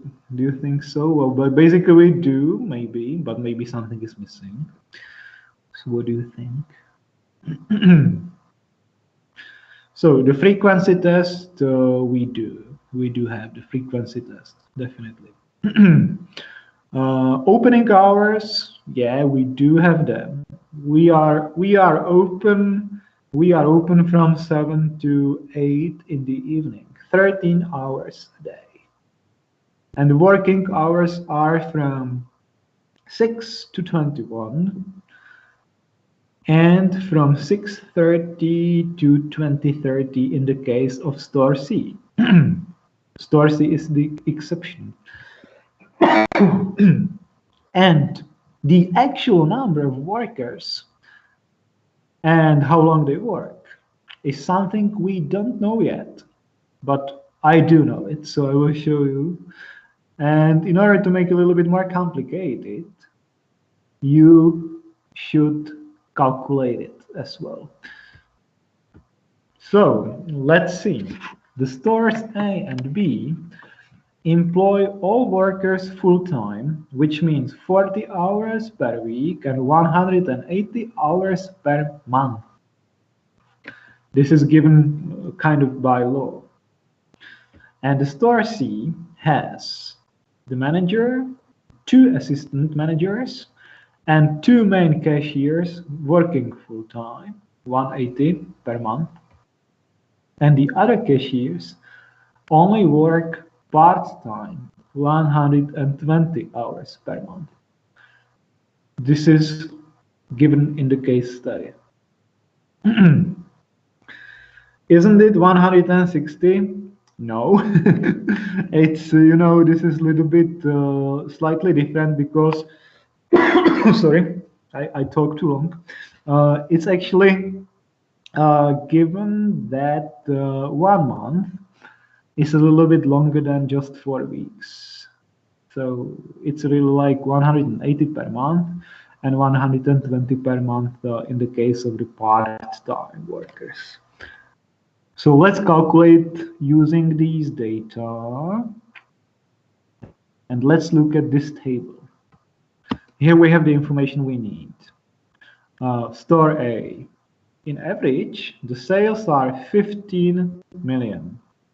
The productivity per one worker is 5,500, which means one worker produces or sells 5,500. And the workload per one worker is 180 hours per month. And now I would like you to calculate the total number of workers and how many cashiers there are using these numbers. And it's simple. You can just use these three numbers, and from these three numbers you should be able to calculate the total number of workers in the store A and the number of cashiers. Can you do it, please? Of course I have the results, but I want you to engage a little bit into the calculation.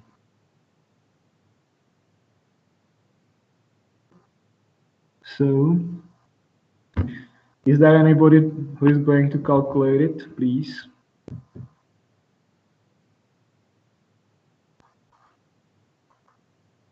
Fifteen. Any other?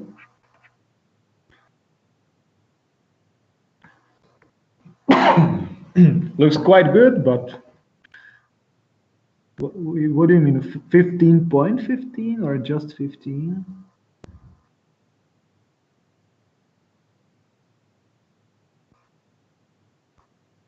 Is it correct, or is there any other answer?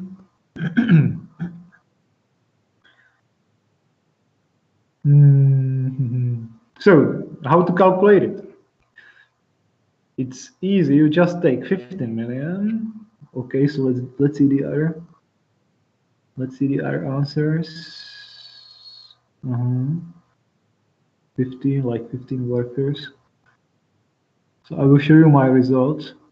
Yeah, it's 15 workers, including the managers, basically. The main cashiers also. So basically you take 15 million divided by 5,500 divided by 180 and you get 15. And from 15 you need to deduct 3 managers, so we get 12 cashiers including the main cashiers. Do you agree? Does it make sense?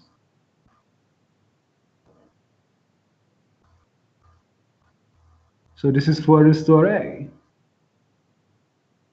Clear enough for everybody?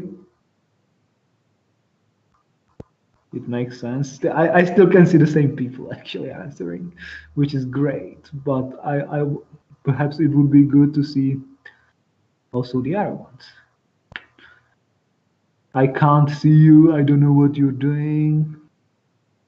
It's a little bit like blind for me. Anyway, let's go on. You know, this is not the main task actually, to calculate the number of cashiers here. Let's move on. Store B, the same question. How many workers there are in the store B? So please make the same calculation. The total number of workers and the number of cashiers, including the main cashiers. Can you do it? I'm waiting for the number the same way. 10 million divided by 5,000 divided by 180. And we get the number, and the number is 18 minus 3 managers, and we get 8, and we get 8 cashiers. 8 cashiers in this case. 11 in total and 8 cashiers. Absolutely perfect. Thank you for your answers. So 8 cashiers for store B. And now we will get the most difficult.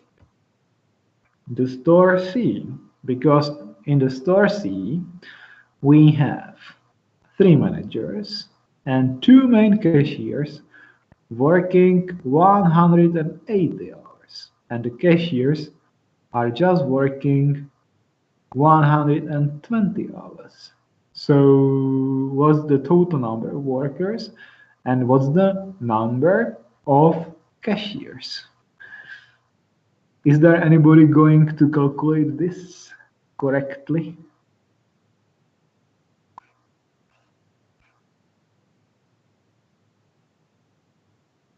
Basically, what I know, I have 5 people, 3 managers, and 2 main cashiers working full-time, 180 hours.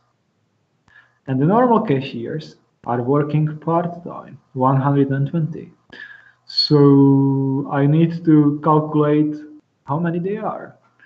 How many normal cashiers do we have here? This is the question. How many normal cashiers do we have? Because the main cashiers are 2 and the managers are 3, so it's clear. So I can see first answer, I can see the first answer, and the first answer is correct. The first answer is correct. It says 5. Second answer says 5. Absolutely correct. So thank you. And here we can see it. So in total, we have 10 people, and we have basically 5 normal cashiers plus 2 main cashiers plus 3 managers is 10 people. If you are not sure how to calculate it, you take 6 million divided by 4,000, which is the productivity per one worker, sales per one worker. We get I think 1,500 hours, 1,500 hours, 1,500, and from 1,500 hours you deduct 5 times 180, which is 900. So 1,500 minus 900 is 600. Which means 600 hours remain for the normal cashiers. So 600 divided by 120 is 5. Just very shortly. Clear enough? Or do you want it to explain once again?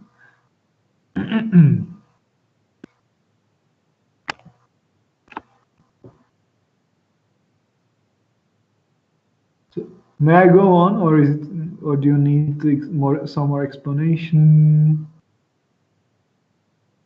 So I can see one positive answer.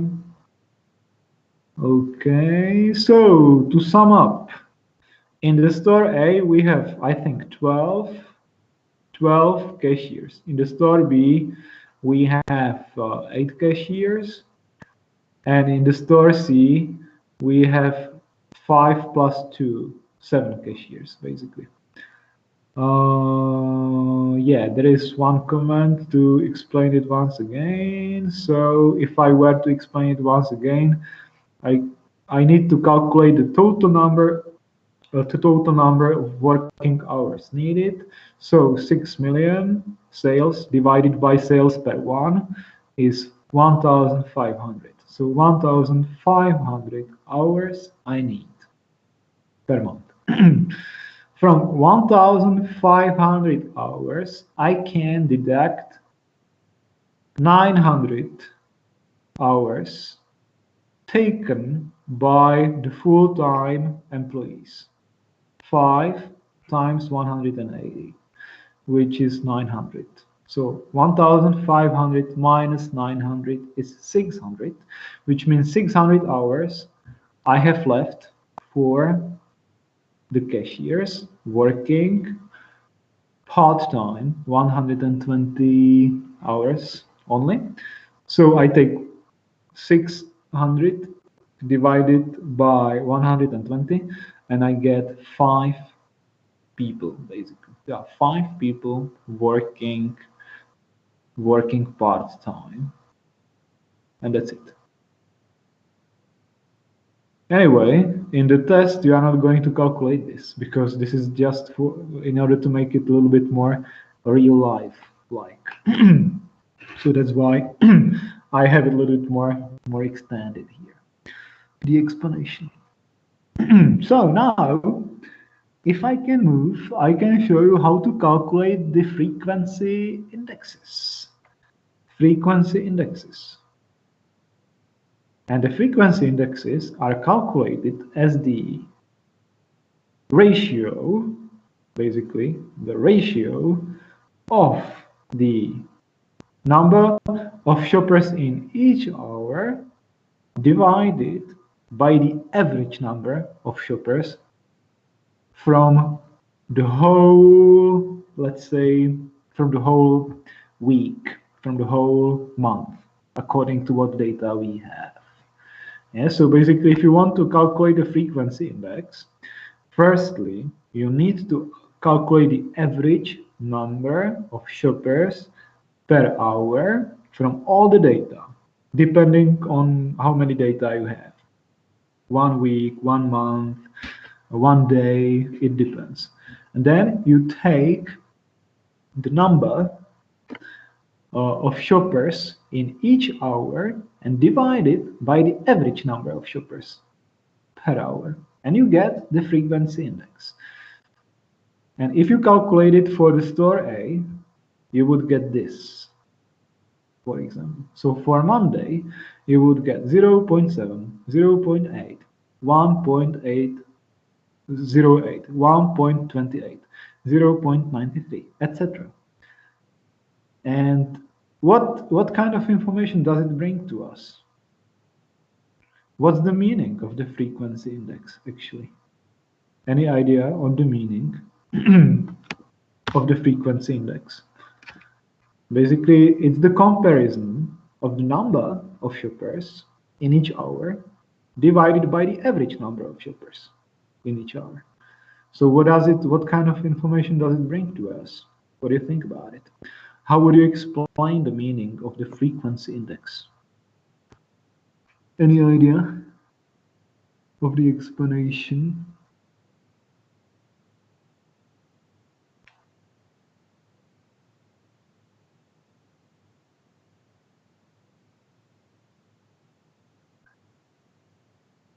So what do you think about it? For example, here it says, okay, 0.7. And here it says 1 point, from 15 to 16, it says 1.21. What's the meaning of the frequency index? It's not difficult.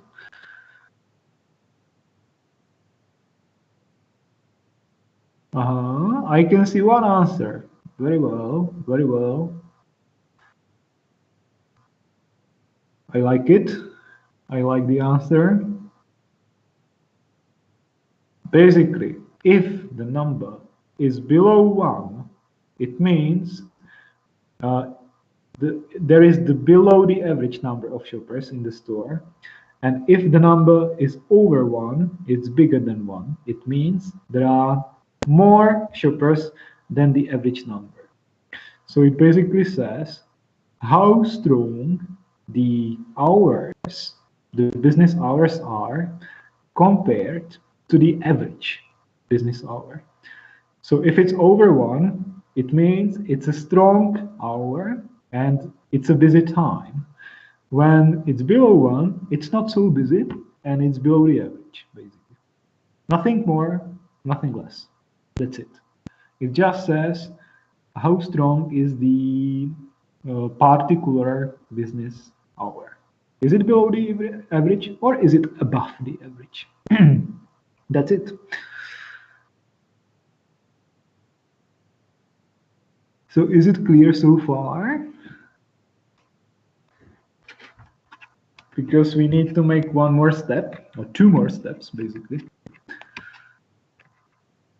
So clear, okay, one answer.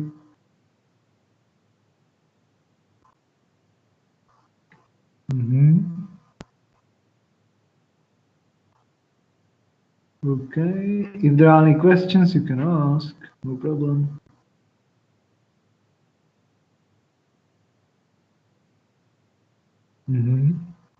Thank you for the answers. And now we will continue. So now, for the time being, we understand and we have the information how strong each hour is. And we will use it in a minute. But before we use it, we need to calculate the so-called, and now don't be scared, average available capacity of workload. Average available capacity of workload. Firstly, I will show you the calculation and then you will try to understand the meaning of it. So, in the case of the store A, we take the full-time workload, which is 40 hours per week, times the number of cashiers. So in the store A, we have 12 cashiers. That was calculated. So 12 cashiers times 40 is 480 hours. So basically we can say we have 480 hours of workload available, let's say available per week, because we have 12 cashiers and they can work 40 hours per week. So we have 480 hours available. But from those 480 hours, we need to deduct 14 hours of non-business hours, which means 1 hour before we open the store and 1 hour after we close the store, which is 2 hours per day and 14 hours per week. This is basically the non-business hours time when the cashiers don't serve customers. They need to be at the store in order to open and close the store. And finally, we deduct this number by the total weekly business hours. So, for example, in our case, we are open 7 days a week, 13 hours a day, which is 7 times 13, which is 91 hours. So once again, now we take 480 hours available minus 14 of non-business hours divided by all business hours per week, 91. And we get 5.12, which means how many working hours we have available per 1 business hour, let's say. And in fact, it means we have 5.12 cashiers available per 1 business hour. So maybe this seems to be a little bit complicated, but it's easy because the average available capacity of the working load calculates how many people we have available per 1 opening or business hour. Is it clear enough, or do you have any questions?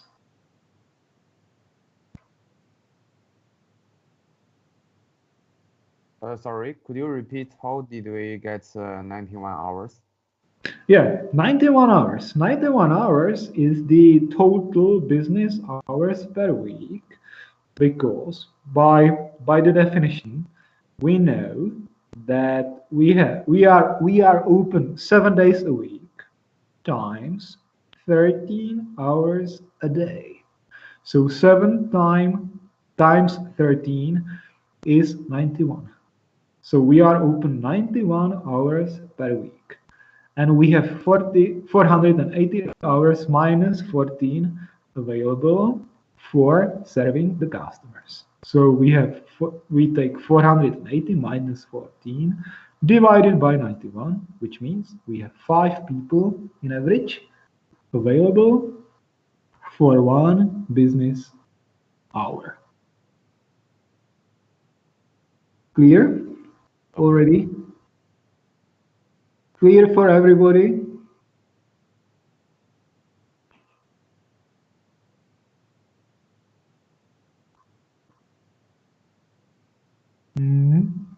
Good.